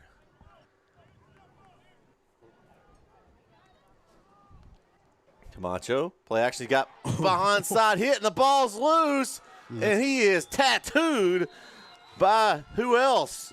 Music Gunnell, and he played a hard rock hit there, Jason, and Camacho didn't enjoy it very much. No, he didn't enjoy it at all. I guess they're going to call him down. No. Number 6, Dakota Grigsby, did get on top of that. I don't know how he did. He did? Okay. Yeah, but man. But wow, Camacho never saw that coming and took a shot. Woo. I'm glad I'm up here and not down there. That's the kind of plays I like to see. I like to see that. That was one of those blindside hits. He never saw it coming either. No, good hard-nosed football. Camacho back to pass, looks left, steps up in the pocket, and he is taken down and sacked again. This time number 50, Daniel Lewis on the sack for Kerens. Yeah, so this drive is not going the way Carlisle wants it to. They've kind of stalled all of a sudden. They were clicking there for a while, and back-to-back plays by that up front of Kerens, and that front 7 is starting to implement their will. Yeah, that just great play. You definitely can't take nothing about it. I mean, they bent a little bit, that defense did, but when it's coming down to it, all of a sudden tides have changed, and here we go. It's a big 3rd down and about 20 or so here for Carlisle. Camacho rolls right. It's got a man. It's dropped in and out of the hands of number 14. That's Joseph Mejia. And now you've got 4th and a really long down here. I'm trying to count the yardage up. It's really hard to see. I want to say about 20, though.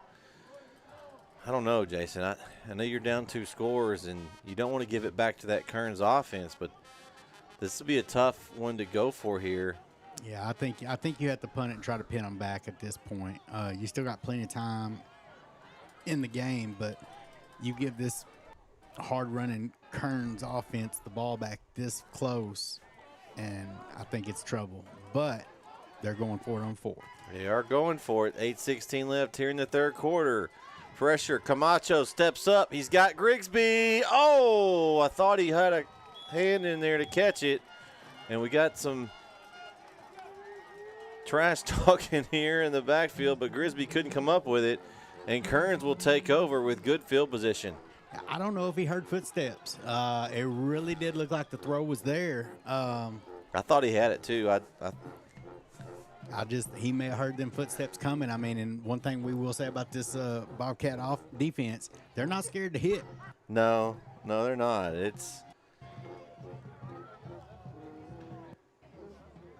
So the last thing you wanted to see was Music Gunnell and his offensive unit coming back on here. And yeah, you got Music out, Damari coming back out. Up there we go. They're asking for a reset of the play clock here. There we go.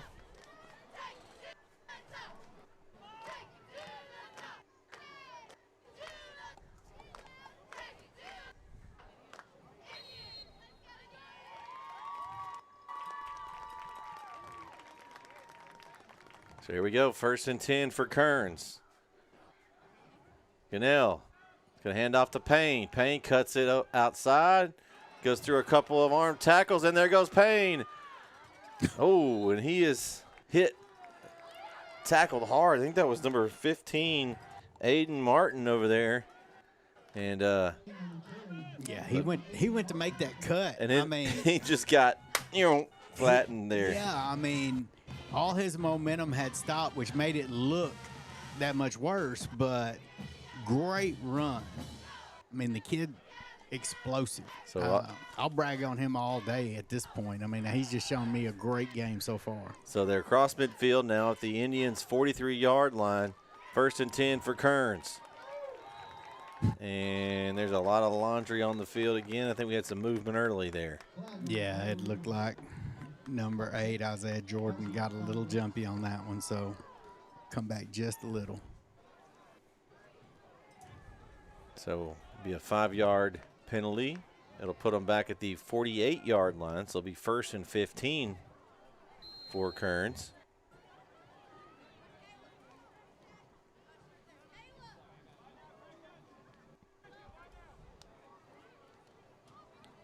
And it's going to be a keeper for Gunnell, trying to find some room, trying to shed tacklers, but they just keep coming, and Carlisle's swarming defense creates a loss on the play.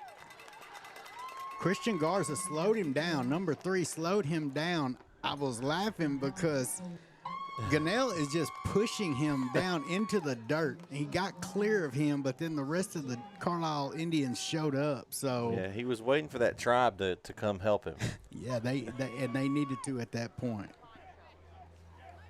So 2nd down now and 17 for Kerens.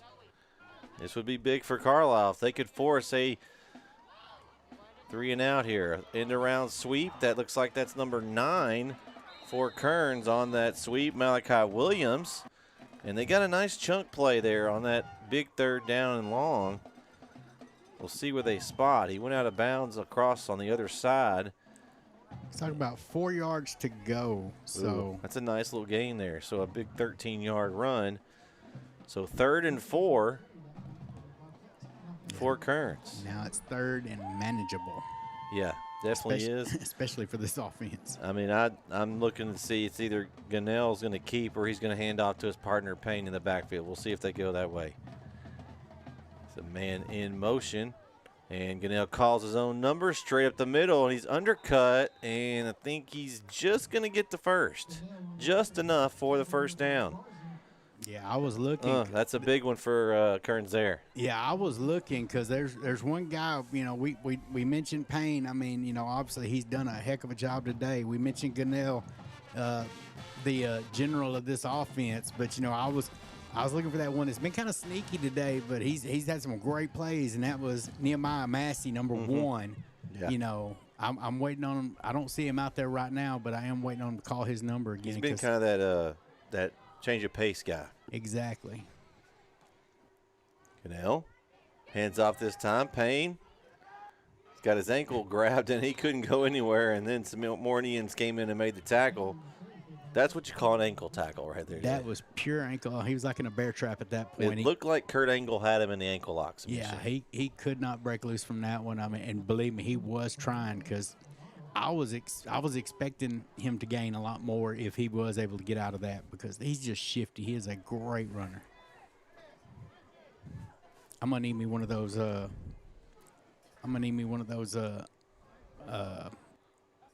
Damari Payne shirts when it all gets down to it. So here we go. 2nd down and 8. Ball at the 30-yard line. Gunnell keeps it on the fake to Payne. He goes around the right side, breaks a tackle. Here he goes. Music to my ears. Gunnell, touchdown, Kerens. 30-yard touchdown run for Mr. Gunnell. And Kerens extends their lead, 35-14. I mean, we've said it a few times. I mean, it's just a matter of open field tackles at this point. I mean, they cannot get Gunnell down. They just keep playing that music. And there it is, the music. The music for music. Man. So they're going to line up for two. As Gunnell and Payne line up in the backfield. Payne to Gunnell's right. He's going to drop back the pass. Pressure from Carlisle. He's looking, he's rolling, he's trying to find somebody, and he's incomplete. So good defense there by Carlisle. 5:02 left here in the third quarter. Kerens up 35-14. Be right back here on NSN. Whatever it is you wrangle, whatever seeds you sow, or what you choose to grow, at Texas Farm Bureau Insurance, we're proud to protect all Texans. Have you sustained a bone, joint, work, or sports injury? Problems with mobility or movement? Suffer with pain? Contact Azalea Orthopedics. Our specialists serve patients across East Texas. For proven, trusted medical care, you have a choice. Demand Azalea.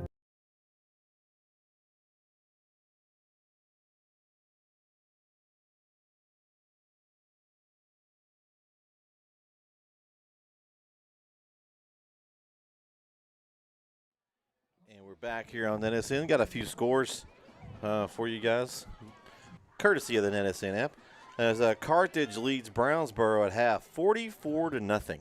Ooh. Oof. Hey, I still see Brownsboro. Man, Scott going to make a spectacular catch at some point in that game. He's got to be the man in the second half. I need to see it. At the half, over in St. Augustine, Timpson leads St. Augustine 13-0. Playoff spot on the line in that one. Center at halftime, 28-14 over Rusk. Another game on NSN. As a line drive kick there, fielded by number 14, Joseph Mejia, and he dives forward on the return. This is a good game over in Alto. Playoff spot on the line there. Mount Enterprise 32, Alto 26, middle of the third quarter. Oh, wow. So, Mount Enterprise after that incredible game last week, man. That was probably one of the best games I've been at in a long time. And they've got another classic, what looks like, going down to it between them and Alto for a playoff spot. So several games going on NSN. So Camacho and company are back on the field, and if there is ever a must score, they've got to answer here. I mean, down 3 scores at this point, they've got to get something going here. As Hernandez is just swarmed by the Bobcats, and he's going to be probably dropped for a loss, I think, we'll see where they spot the ball, but if he got back to the line of scrimmage there, it's a very courteous spot. I was just talking about Nehemiah Massey on offense, and then he came in and got that paw on him and just held on enough for that defensive lineman to come over and finish that off. So, I mean, the kid's everywhere.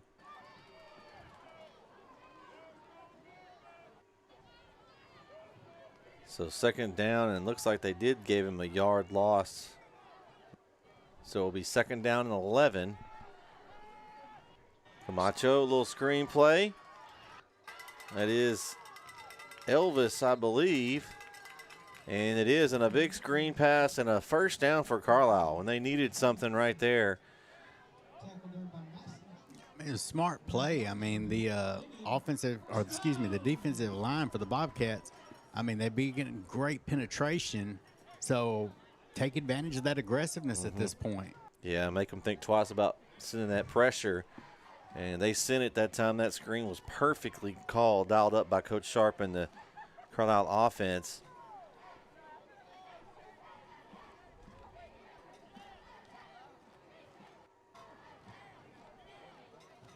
So 1st and 10 from the 43. Camacho throws quick pass over to his right. That's Mejia, goes back across the field and picks up a good gain. I think he's going to be down at the 50-yard line. The ball came out, but after he hit the ground. So a good gain on first down for Mejia. We have a player down, and looks like it is Massey, number 1, getting up a little slow. He's going to walk off on his own power, so hopefully he's okay. You always like to see him jog off because, I mean, that tells you in general at least, everything's moving at this point. So the referee's got us going back here, so it'll be Second down and 3. Clock rolling here just over 3 minutes to go, and they've got a wide open Grigsby over here at the sideline. Nobody decided to guard him, and he's trying to spin off tackles, and he gets taken down at the 30-yard line. Somebody forgot to guard Mr. Grigsby, and they found him. Yeah, he was split out. You know, you typically look for that defender to see, you know, if they're playing up, playing back, whatever, and they weren't playing him at all. That's that Olay defense. They're just leaving him open. And that's going to be a handoff to Hernandez. And, man, a number we've called a lot tonight is Cooper Hill that on that defensive end. He has been a force on the defensive line for Kerens, and he made the tackle there. Yeah, between Hill and Lewis and, I mean, all those big guys up front, they've been doing a great job at forcing everything to the outside. And that Bobcat secondary, the Bobcat linebackers, they're really good at swarming at the ball. And, I mean, Carlisle's having to kind of get into their trick bag just a little bit to make some plays. Camacho looking left. Fake. It's a go route. It's Grigsby. Oh, I thought he had it. And a great play call. He bit on the fake. Grigsby had him, just couldn't come down with it. Yeah. And Camacho, I mean, the call was great. I don't know if somebody missed an assignment or what, but I can't see any world where you want your starting quarterback to take a free rusher straight to the chest right as you're releasing the ball. So, you know, he did a good job of getting the pass on the dot there. I mean, it was a good pass. It was a good pass, but you just don't want to see your starting quarterback on any team taking a shot like that regularly. So. Third down and 10. Camacho scrambling to his right. He tries to throw on the run, and he's trying to get it to Eves, and it's way wide, and so it's going to bring up 4th down and 10. It's definitely 4-down territory here for Carlisle, and that possibly a game-extending play here is you don't know how many more possessions that they're going to get here, and they're down 3 possessions here. Yeah, and with that Bobcat offense, I mean, they're very comfortable on the ground. They're doing really well running the ball, and which, you know, even if they don't make a touchdown from 64 yards, they're still eating away clock. So here we go. 5 wides for the Indians. Camacho is going to drop back to pass. Steps up in the pocket. Throws. Intercepted. It's picked off. And the tackle is made. That was number 5 on the interception, Isaiah Carter. And, man, those interceptions tonight from Camacho's. And, you know, not all his fault, but that's just tough. That's the 4th one, I believe, on the evening, Jason. That's just, it's hard to win when you have that many interceptions. Yeah, I think urgency got the better of him at that point. He was trying to force the ball in. He had good protection. The pocket was pretty clean. He just tried to force something in, and it didn't work out for him on this play either. Got to wonder if that was one he could have tucked and ran it for 10. He had some open field. I mean, and he is, you know, he's a quarterback, but you see him now lined up at defensive end. So, I mean, he is a bruiser. Yeah. How many quarterback defensive end combos do you see? That's not a common thing there. No, I bet you Tom Brady wanted to try it at least once. Trying to reset the play clock here.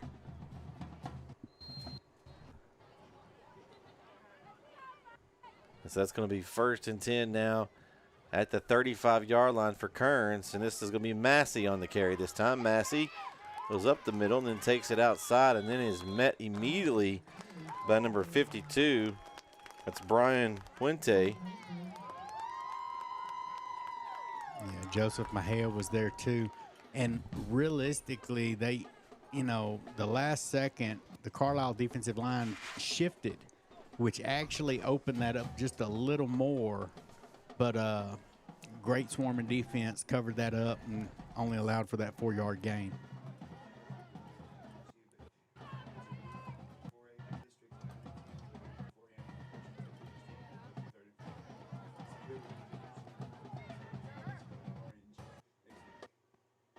Oh, it's about Chapel Hill District? That district. Yeah, okay. Districts 9 and 10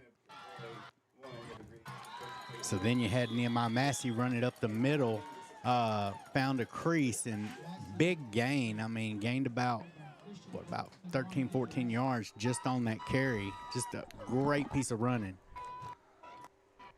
And something you didn't see every day. You know, you got number 12 down here for the Bobcats, Rooks, and then you got 14 from Mahia for the Indians. Just gave each other a little hug. I don't know if there was a little something, a little misunderstanding or what, but they did. They hugged it out, so we're all good down here. So good sportsmanship you do like to see. We've seen a lot of fights this year, Jason. So, I mean, it seems like and I don't know to throw you under the bus, but you've been a part of all of them, it seems like. So, the big throw down the sideline, caught! And Gunnell completes a deep bomb over on the left side. Trying to see who that is. Is that number 4? No, it looks like number 8. Number 8. Okay, that is Isaiah Jordan with a catch. Wow, just out of nowhere, they decided to go deep. There's that arm I wanted to see. I seen him throwing darts pregame, but I wanted to see it in the game. I mean, he's had some great, regular out routes, but that's the first one that was a go that was placed right on the money. So clock rolling here. They do not have to snap it. It doesn't look like they're going to. They're going to take it into the fourth quarter, set up 1st and goal from the 9. And what a deep play there. And that's going to do it. So we're going to take it to the 4th. We got a 1st and goal upcoming for Kerens. They lead 35-14. We'll be right back here on NSN. Family Circle of Care is a network of 6 community-based health centers providing affordable health care services to East Texas families. With 4 locations in Tyler, we offer family medicine, pediatrics, OBGYN services, internal medicine, and counseling. Our Jacksonville Health Center brings family medicine, pediatrics, and women's health services to the tomato capital of the world. And we serve our Henderson County neighbors at our Athens Health Center, offering family medicine, pediatrics, and women's health services. With a commitment to meet the needs of the communities we serve, we look forward to working with you as partners in care and are here for you and your family every step of the way. We accept private... Looking back at the ref like, did you see me? Anytime you see a lineman with his hands on his hips, kind of looking, I mean, now he's kind of helmet down around that. Yeah, that's going to be holding against the offense.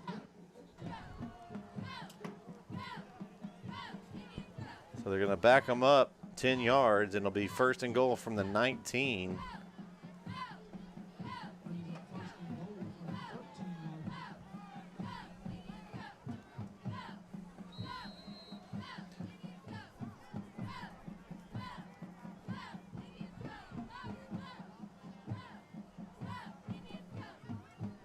They're at this point in the game, they're going to be taking all the time they can off this clock. So I got a new center in the game, number 70 for the Bobcats. His jersey is a little bit wider than everybody else's. False start, so they're going to back up a little more. So now it's going to be 1st and goal. I think now it's going to be from a while. It's a long way away. That's the 23-yard line, I believe, now. It's hard to see the yardage because all the paint has been worn off the field here.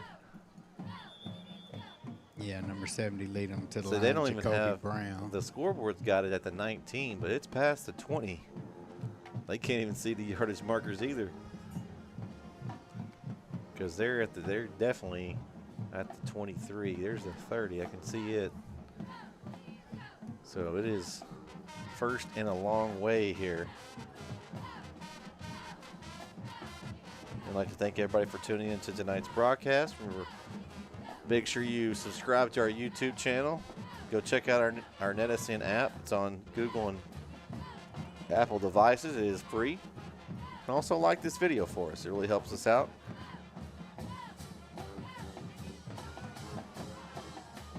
I'm going to start talking about tomorrow night, Jason. We got a full lineup of games. We got 4 more games going to be on the network tomorrow night, and we'll talk about that here in just a minute.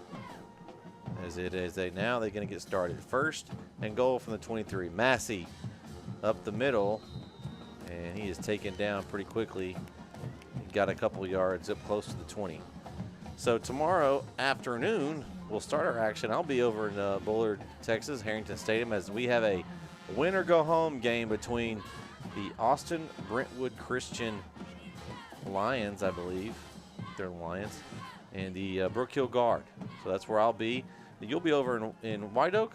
I'll be in White Oak. In White Oak, between the White Oak Roughnecks and the Gladewater Bears, as Gunnell rolls around and scrambles and gains probably around 10 yards there on that play.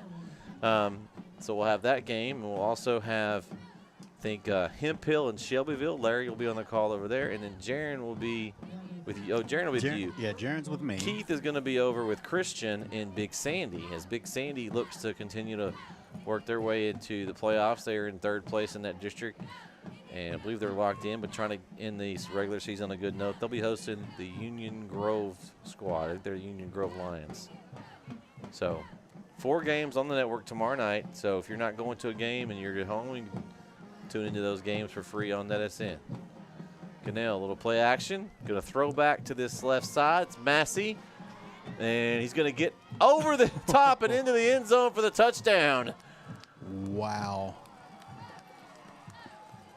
And a nice little touchdown run for Massey. And he puts an exclamation point on this one as they now lead 41-14.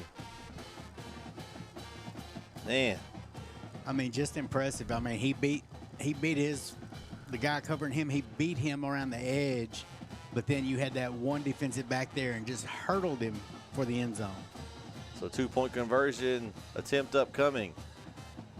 Gunnell around the right side, and he's going to get into the end zone. We got a flag down, and it looks like a holding call. Holding against Kerens, so that will not count. They'll assess the holding penalty and retry here.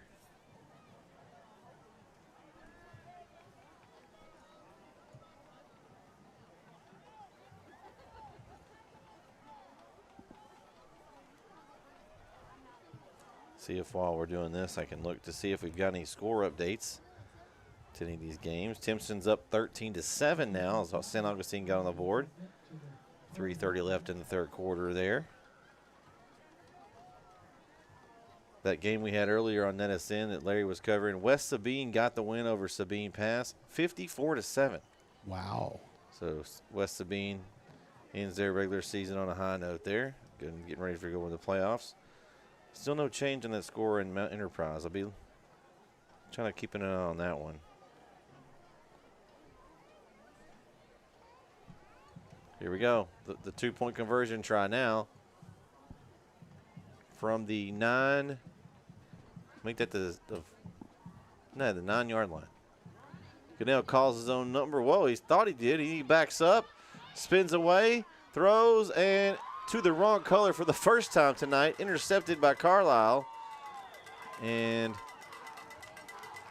he just was running for his life there. And so the 2-point conversion is no good. So with 10:23 left here in the game, Kerens still leads 41-14. We'll be right back here on NetSN. Struggling with mobility, chronic pain, work, or sports injury? At Azalea Orthopedics, our team of highly trained providers specialize in complete orthopedic care, pain management, sports medicine, physical medicine, and rehabilitation. If you've sustained a bone or joint injury, have mobility or movement problems, or struggle with pain, contact Azalea Orthopedics. We are conveniently located across East Texas, serving 18 counties. When visiting your doctor, urgent care, or hospital, you have a choice. Demand Azalea. At Azalea Orthopedics, your health is our priority.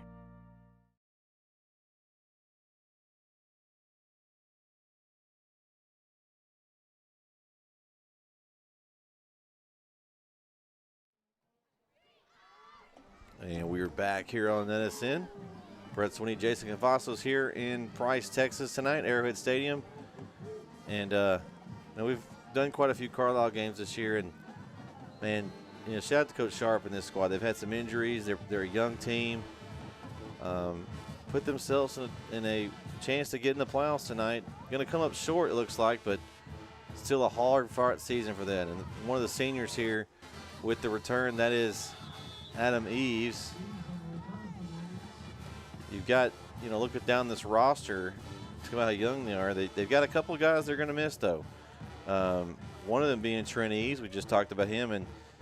And Mr. Camacho, the quarterback, kind of the do-it-all here for Carlisle. Shout out to him. I mean, started the year not playing quarterback, as Ibarra Jr. played quarterback at the beginning of the year, but he kind of took the job and just ran with it. Yeah, that's for sure, and he's done a great job at it. We also talked a little about Brian Puente, that defensive line. 52's been a little bit of everywhere, so got to give him a shout out. And Christian Garza, also a senior, number 3. So you've got several guys on here that they will lose, but a lot of talent back. Yeah. One more we didn't mention. I guess did we mention Roberto? Yeah, we mentioned Camacho, of course. Yeah. Josue Escobedo, he's graduating this year. So, I mean, they're losing some players. They're losing some key players, but they do have a young team, and I think that youth will help them in the coming years. And you look down at this, schedule, and they've been in a lot of games this year, and having gone through that, being a year ahead of schedule, kind of for them. I mean, it's going to be interesting to see where they are next year, and hopefully we'll be able to get back over and cover some more Carlisle next football season. So yeah, I like these Kerens guys too. I mean, they're losing Ganell, but hey, they got Damari. That Payne guy, he's only Payne for a couple more years. He's only 10th grade, man. But you got Massey and Ganell and Card Combs. They got a lot of key players that skill position are seniors. So this is a year for them. We'll see how they do in the playoffs. Handoff up the middle, and Elvis, he won't be leaving the building. He'll be back. He's a sophomore and a bright spot of this team, as he is a workhorse in the backfield. He's a hard runner. He hits the hole hard, and you love to see that. So a first down for Carlisle. 1st and 10. It's going to be Hernandez again. Hernandez just steps through tacklers, still trying to get that extra yard. He up close to the first down across midfield. Will be around the 49-yard line of the Bobcats. A nice run by Hernandez. Okay, I know I'm a drive late, but I just keep looking at that. So Cam's TV show, Tush Push, are we talking before the penalty or after? Because if they can do one for 12 yards, that would have been awesome. Play action. Camacho rolls to his right, throws on the sideline. Oh, it's just the way the game's kind of gone tonight for Carlisle. In and out of the hands of Ivan Garza. He got to catch that one. Yeah, the sophomore, Ivan, he knows he should have had that ball. I mean, you hate it for him, but you've got to have that. But it's happened quite a few times. It said before the penalty. Before the penalty. Hey, I wouldn't put it past this offense to do it after the penalty, but yeah, I think I've seen it at one game I've called this year already where somebody did it, and at the high school level, it's still pretty impressive. So 3rd and 2 for Carlisle. 9:17 left here in the game. Play action. Camacho steps up. He throws down the right side. Eves has got somebody all over him, and there's flags going everywhere. Everywhere. 1, 2, 3, 10. I don't know. There's flag from every referee, I think. Yeah, and I just don't think the defensive back ever turned his head back. And when Trent Eves turned and tried to come back to the ball, he couldn't go anywhere. So it's going to be some kind of holding pass interference call. It's like they're signaling for pass interference on Kerens here.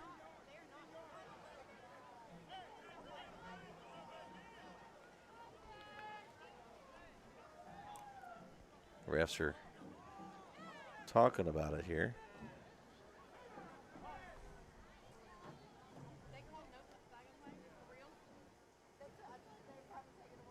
Let's see what we got here. Personal foul. Pass interference on the defense. Automatic first down. So good penalty there if you're an Indian fan. So they get that first down on the penalty, so it'll now be 1st and 10.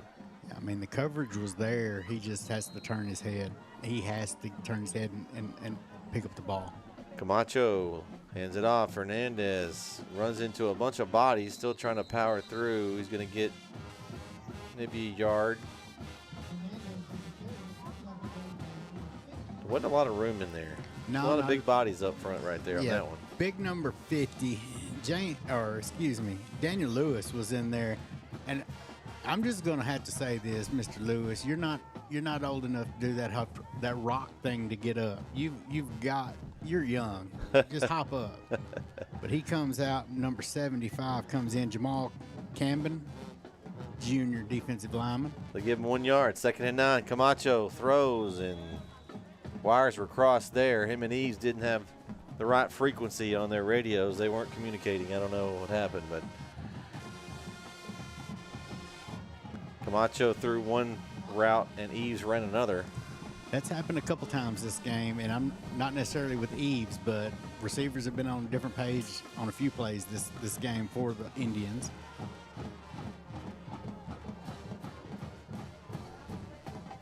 Jadarius Peters in there at the nose guard position, number 22. Camacho looking for that short pass. It's not there, and then he gets rid of it, and it's intercepted. And that's got if he doesn't slip, Isaiah Carter. He either caught a cramp or something happened with the left lower leg. Because he went down. He had a lot of grass in front of him. And, of course, a lot of players aren't used to playing on natural grass. Now, that sounds weird, but it's a lot different. So he could have just slipped. Hopefully it is a slip and nothing else. He's jogging off the field, so hopefully he's okay. Yeah, hopefully. I mean, maybe he just, something slipped and it just didn't quite go the right way, and he kind of tweaked something just a little, but seeing him jog off is a good thing. Yeah, I just feel really bad for Camacho. He's played really well this year, and just this as his last game as a football player in high school does not show what he's done all year. This has been a tough night. That's his 5th interception. Yeah, he's definitely, this game does not define who he is. He's been a great player all year, and just he's come up against a great defense.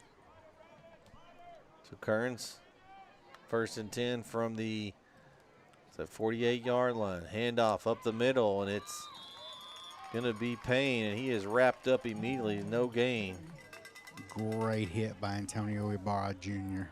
He came in, and that was one of those fundamental tackles that I've been saying about Kerens all night. He came in, put the hat on him, wrapped him up, brought him down to the ground for very short yardage. Yeah, they're going to give him a little bit. He got a football and a half, I think. Yeah.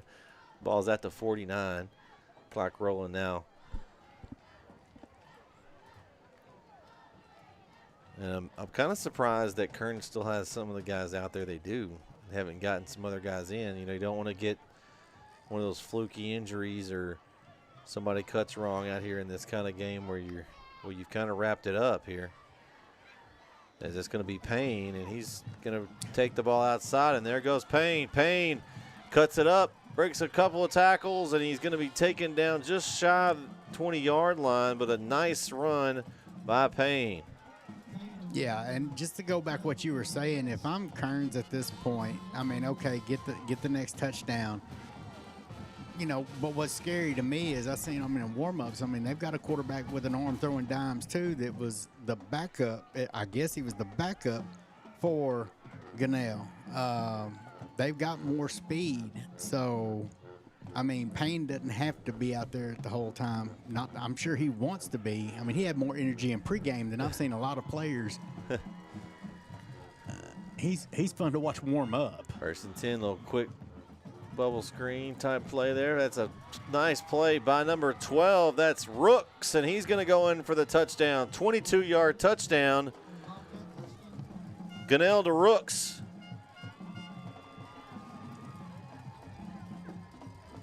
So Rooks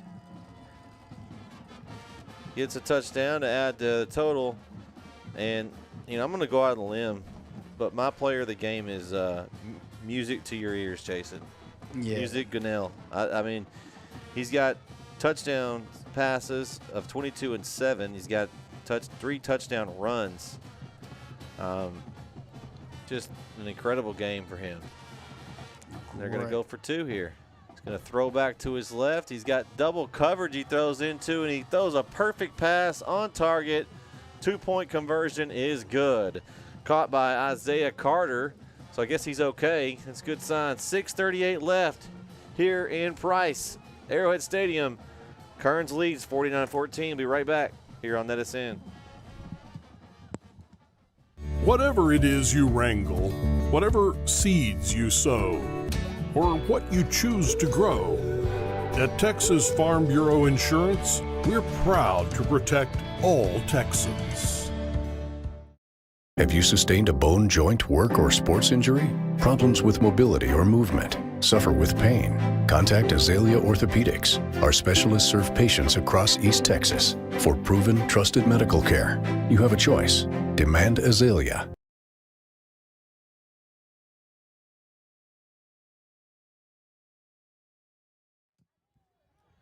And we're back here on NetSN. We're coming down to the end here. Again, we like to thank both fan bases, Kerens and Carlisle, for tuning in tonight. And especially Carlisle. We've been able to cover them several times this year. We appreciate all of y'all's support and the all the nice words we've got on the stream, and Kerens as well. But we've covered Carlisle several times this season, and they've been very appreciative. And so I'd like to thank you guys for tuning in. A nice run there. That's number 25 on the return, Preston Armstrong for Carlisle. He's up close to midfield here. Yeah, that was just great, solid running. He came in looking for violence on that. I mean, this and like I said, I'm big on that. You like to see that. The freshman got in there and decided he wanted to put the hat down and get some work. So, good job. So we look ahead now. It's going to put Kerens at 3-2. So they're sitting there waiting on that Mildred. I think you hope that Mildred beats Frankston and you pop up into that number 2 spot. So it looks like what Kerens is looking at. So if Frankston wins, they'll be a 3, and they could be a 2 depending on if it could be interesting. They should be a 3-way tie for 2nd, 3rd, and 4th. As a pass complete to Yvonne Garza. And that's something we want to look. I want to look at that too, because that's a scenario that's very likely. We could see Frankston, Cayuga, and Kerens all tied. Now, Frankston takes care of business, and then it's a 2-way tie. A pass complete over to number 14, Joseph Mahea. Yeah, really just, I mean, they're playing bend defense at this point. They're not playing up super tight on them. I mean, there's 6 minutes left in the game, so they're just playing safe at this point, I think. And up the middle, it is Hernandez. Hernandez, a nice run down to around the 15-yard line. We got a helmet left on the field there. Big man Giovanni Garza lost a little headgear. He's gonna have to come out of play, it looks like. So you got 65 coming in, Cole West. I try to shout out them offensive linemen every chance I get, because usually they don't get nothing unless there's a penalty on them. You're not wrong. Camacho, handoff. Hernandez again on the carry. See, so Kerens lost to Frankston, but they did beat Cayuga. So if Frankston knocks off Cayuga, then Kerens will be the 3 seed. If Cayuga knocks off Frankston, then we've got a 3-way tie scenario. So, well, let's call this play. And Ease with a little end around, and he is just taken down there, nowhere to go. So Robert McMillan on the chat says Kerens is wanting Cayuga to beat Frankston. Mildred won the district. So everybody's fighting for second at this point. If I'm getting that right. Frankston, yeah. We'll look at the point differential. Kerens, they beat Cayuga by 7. They lost to Frankston by 3, so they have a +4 between them.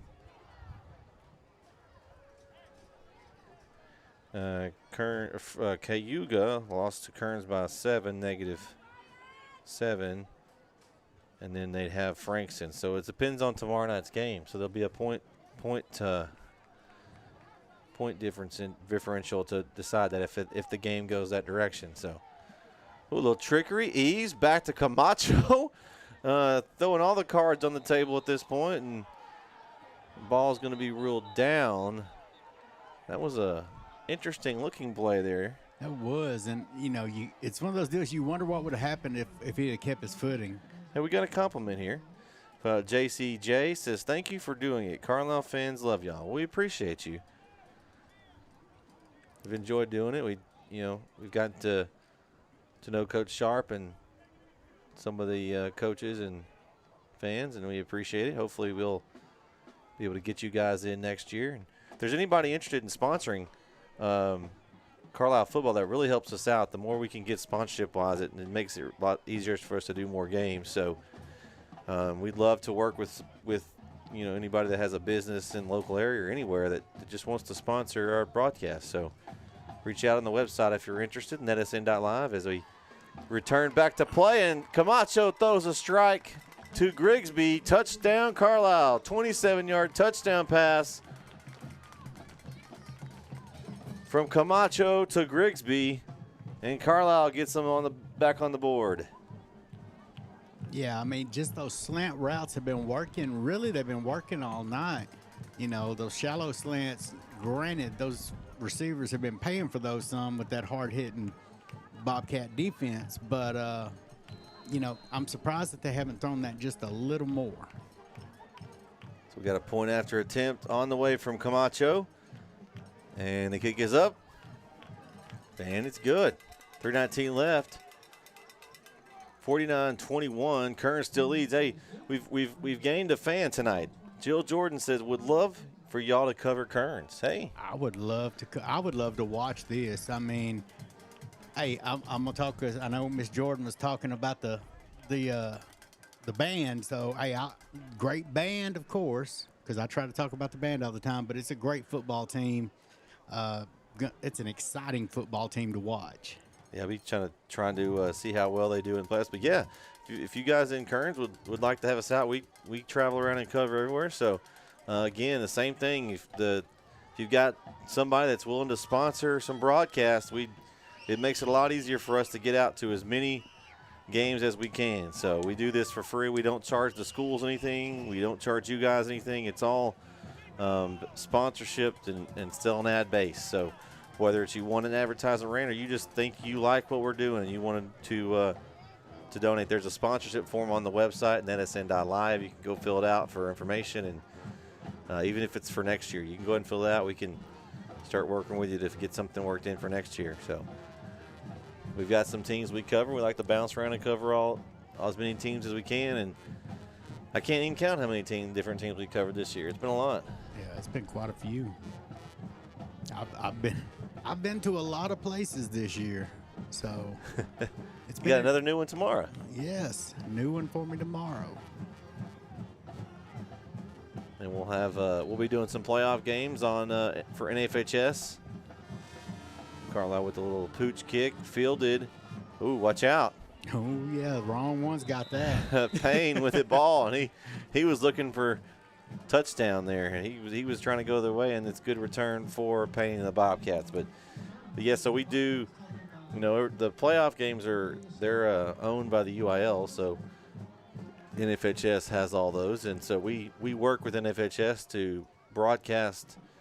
It's basically the same broadcast just on NFHS, so we don't get any of that money either. They pay us to do it for them, and it is expensive to buy a broadcast for football, so we don't do that unless we have somebody that just wants us to really cover them and have a huge sponsorship. But we do them for an FHS, so We'll have, and I'll be posting links of games that we'll actually be covering.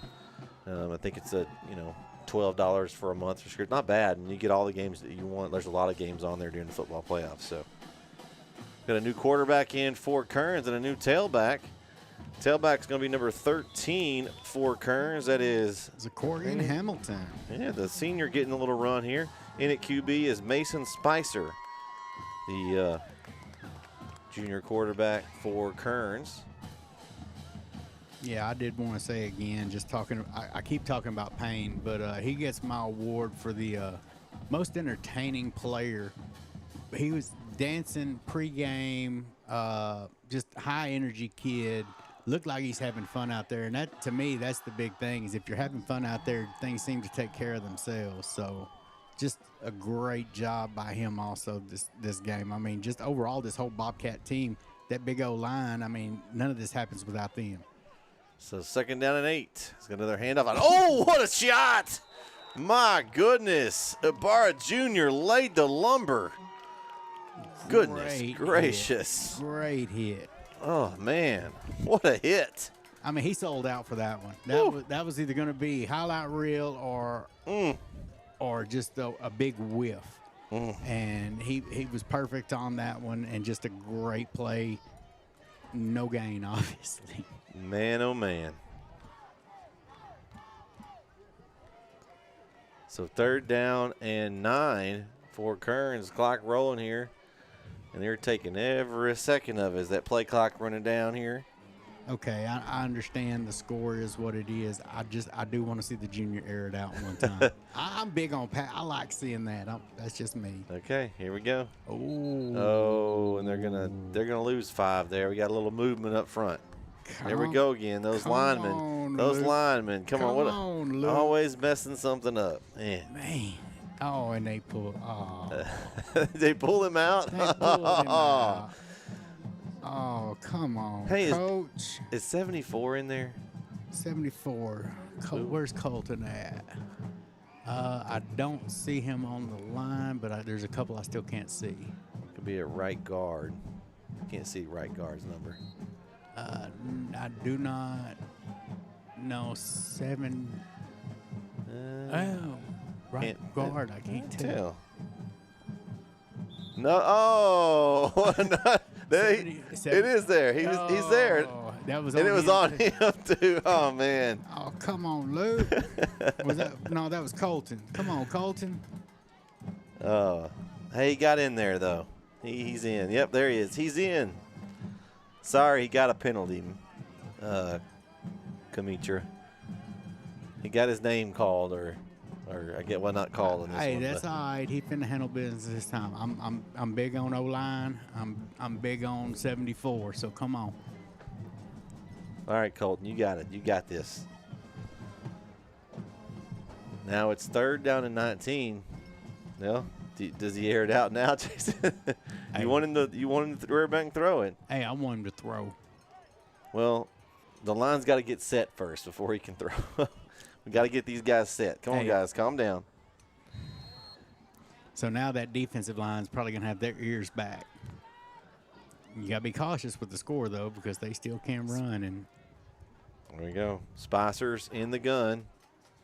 And he's going to do a little pitch play and nothing doing. And that was number 9 on the little reverse for Kerens, Malachi Williams. And do we get a timeout? Timeout, Carlisle. So Carlisle's going to take a timeout. With the 1:16 left, they're going to see if they can get the ball back here and get one more possession here. He said, Big Mac Fadden is what she said. They said he's usually defense. Don't worry, next year y'all going to be calling his name left and right. I promise. Okay. Big Mac Fadden. That's what I'm talking about. Hey, you love it when them linemen got them nicknames too. That's greatness. Yeah, he looks like he's a hoss.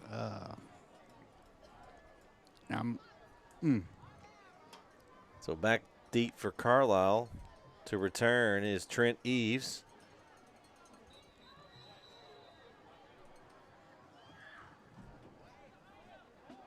And Kerens going to trot their punt team on. Back to punt for Kerens. Number 7, J.J. Hightower. Have they punted tonight, by the way? I have not seen them except in pregame. And I will say they had 2 punters. Well, look who's in there in the backfield as well. No. Gunnell. He's your up man blocker. Oh, we're going to get 5 free yards. I don't know if they'll take it, but they're going to let the ball roll. And it's going to be downed inside the 30. But we'll see. Now they do. Can they take it at the end now? What's that? They don't decline it, but a lot of times now you can add the penalty on the end. That's just the NFL. I don't know about that. Oh, we got a question here. Cray, Rich, do you guys do baseball? Yes, we do baseball. Hey, baseball is my primary. Jason, now I don't do baseball. Baseball is my off season. I do basketball and football. I'm surprised I have not made a baseball reference in this game yet. I usually slip. But we do baseball, so that is. So he usually starts on defense. Not sure what happened tonight. Oh. Hey, it's all good. Hey, playoffs are next week. Sometimes them big men need a little break because that's what I did, and I'm telling you right now, this season's a stretch, and you want to rest up, get ready. If you've got a team that, if you've got a pretty good league, go on and let the other dogs eat. Camacho going deep, and nobody was there except for the white jersey guys. They just something's been off tonight. It just feels like that they're either the receivers are not running the right routes. You got two guys over here kind of in the same area too. Yeah, and you look at the 3 white shirts that were there. You got number 2, Music Gunnell, number 3, Matthew Rickard, and number 6, Damari Payne. I don't think I'd be throwing that way. No, I really don't. Kerens has a really solid baseball team. You guys should cover some. Okay, well, Jason, I'll let you and Keith can talk about that as we get closer to that season. Thanks for letting us know. And pass over, complete. That's number 6, Grigsby for the first down for Carlisle. Stops the clock to move the chains with 52 seconds to go. So Kerens, okay. Kerens, yeah. I would love to come watch some baseball. Hey, Cray Rich, make sure you can find us some sponsors. We'd love for sure to come out. That'll help us out. So we'll keep that in mind. Camacho steps up in the pocket, throws wide outside. It's caught. That's Mahia, and he is stuck. And a body slam there by Payne. He left the Payne right there. Yeah, and that was a mental error. I think Mahia should have just took the ball out, went out of bounds, because the clock's still rolling at this point. Cam said he went both ways. Yeah, Cameron McFadden. Yeah, okay, we'll definitely look you up. I'm gonna tell you this though, I went both ways too, but I feel it nowadays. I'm a little too old for all that. Camacho scrambles around and runs out of bounds with 14 seconds to go here.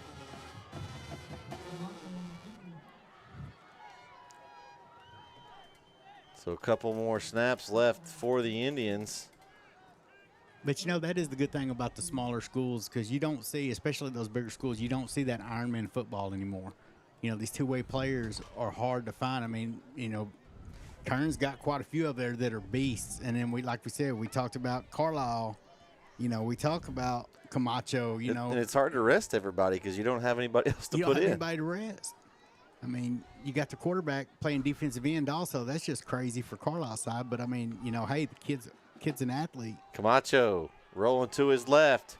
He's got room. I think he's going to tuck it and run. He does. Camacho in the open field, and he's taken down at around the 25-yard line, and the clock will stop. Carlisle timeout. And they take a timeout with 2 seconds left. So we got one more play for Carlisle here. So they're going to play down to the final gun here. So one play left in the season. Where are you going? I think I'm going to try to get Eves the ball, Jason. If I'm Coach Sharp here, I don't. I'm probably going to run more of a levels approach with it and see what I can get, because they that defensive line has gotten really good penetration against Carlisle, so he may have to have something to just hope that his receiver can make it work. But I am definitely going to I would probably try levels.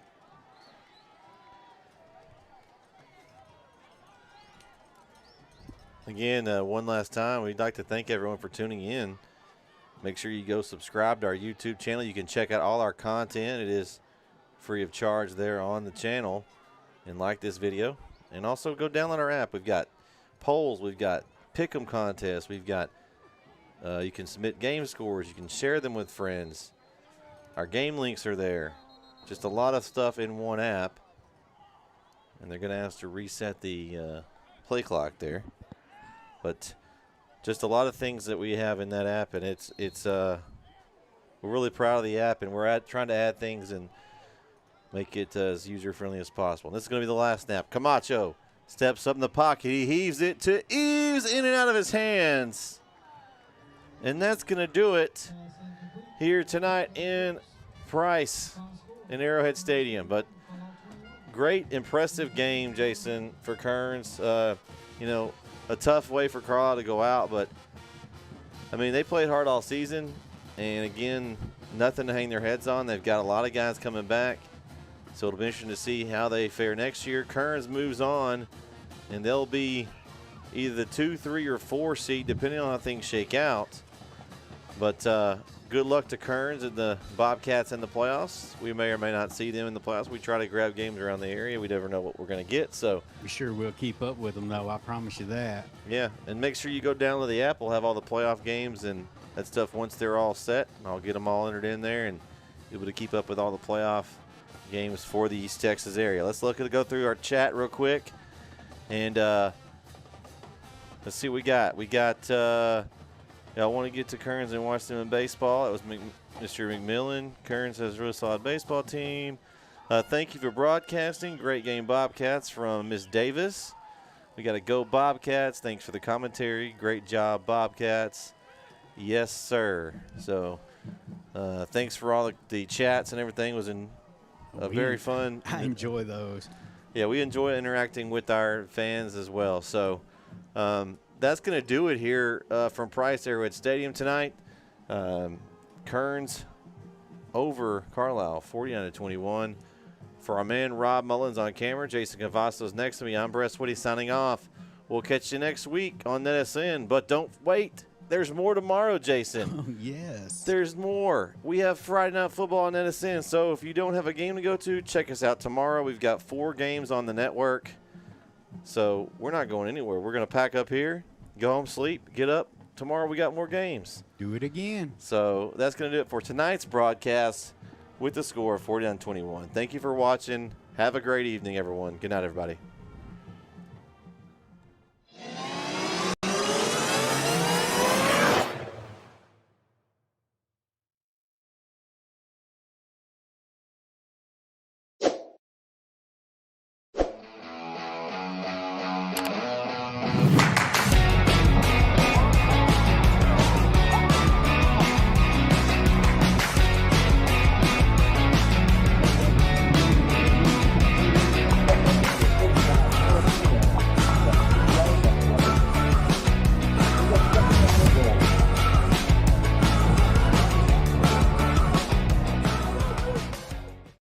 Lean on your brother tonight. Let your brother count on you every play tonight. Okay? And then come out and have fun. The gates are locked. Ain't nobody getting out now. They can't run. The gates are locked. Let's bring the fight to them, guys. Yes, sir. All right, brother. Let's pray.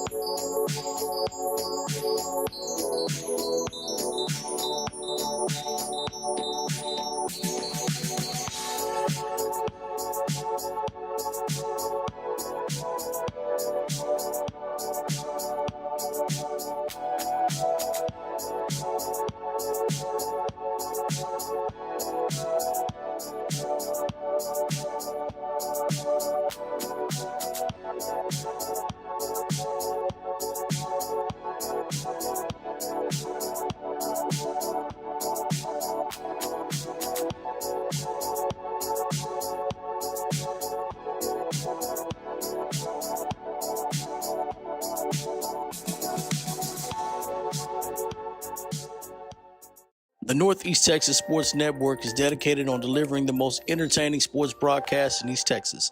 And if you're interested in having your next sporting event streamed live, visit us online at netsn.live.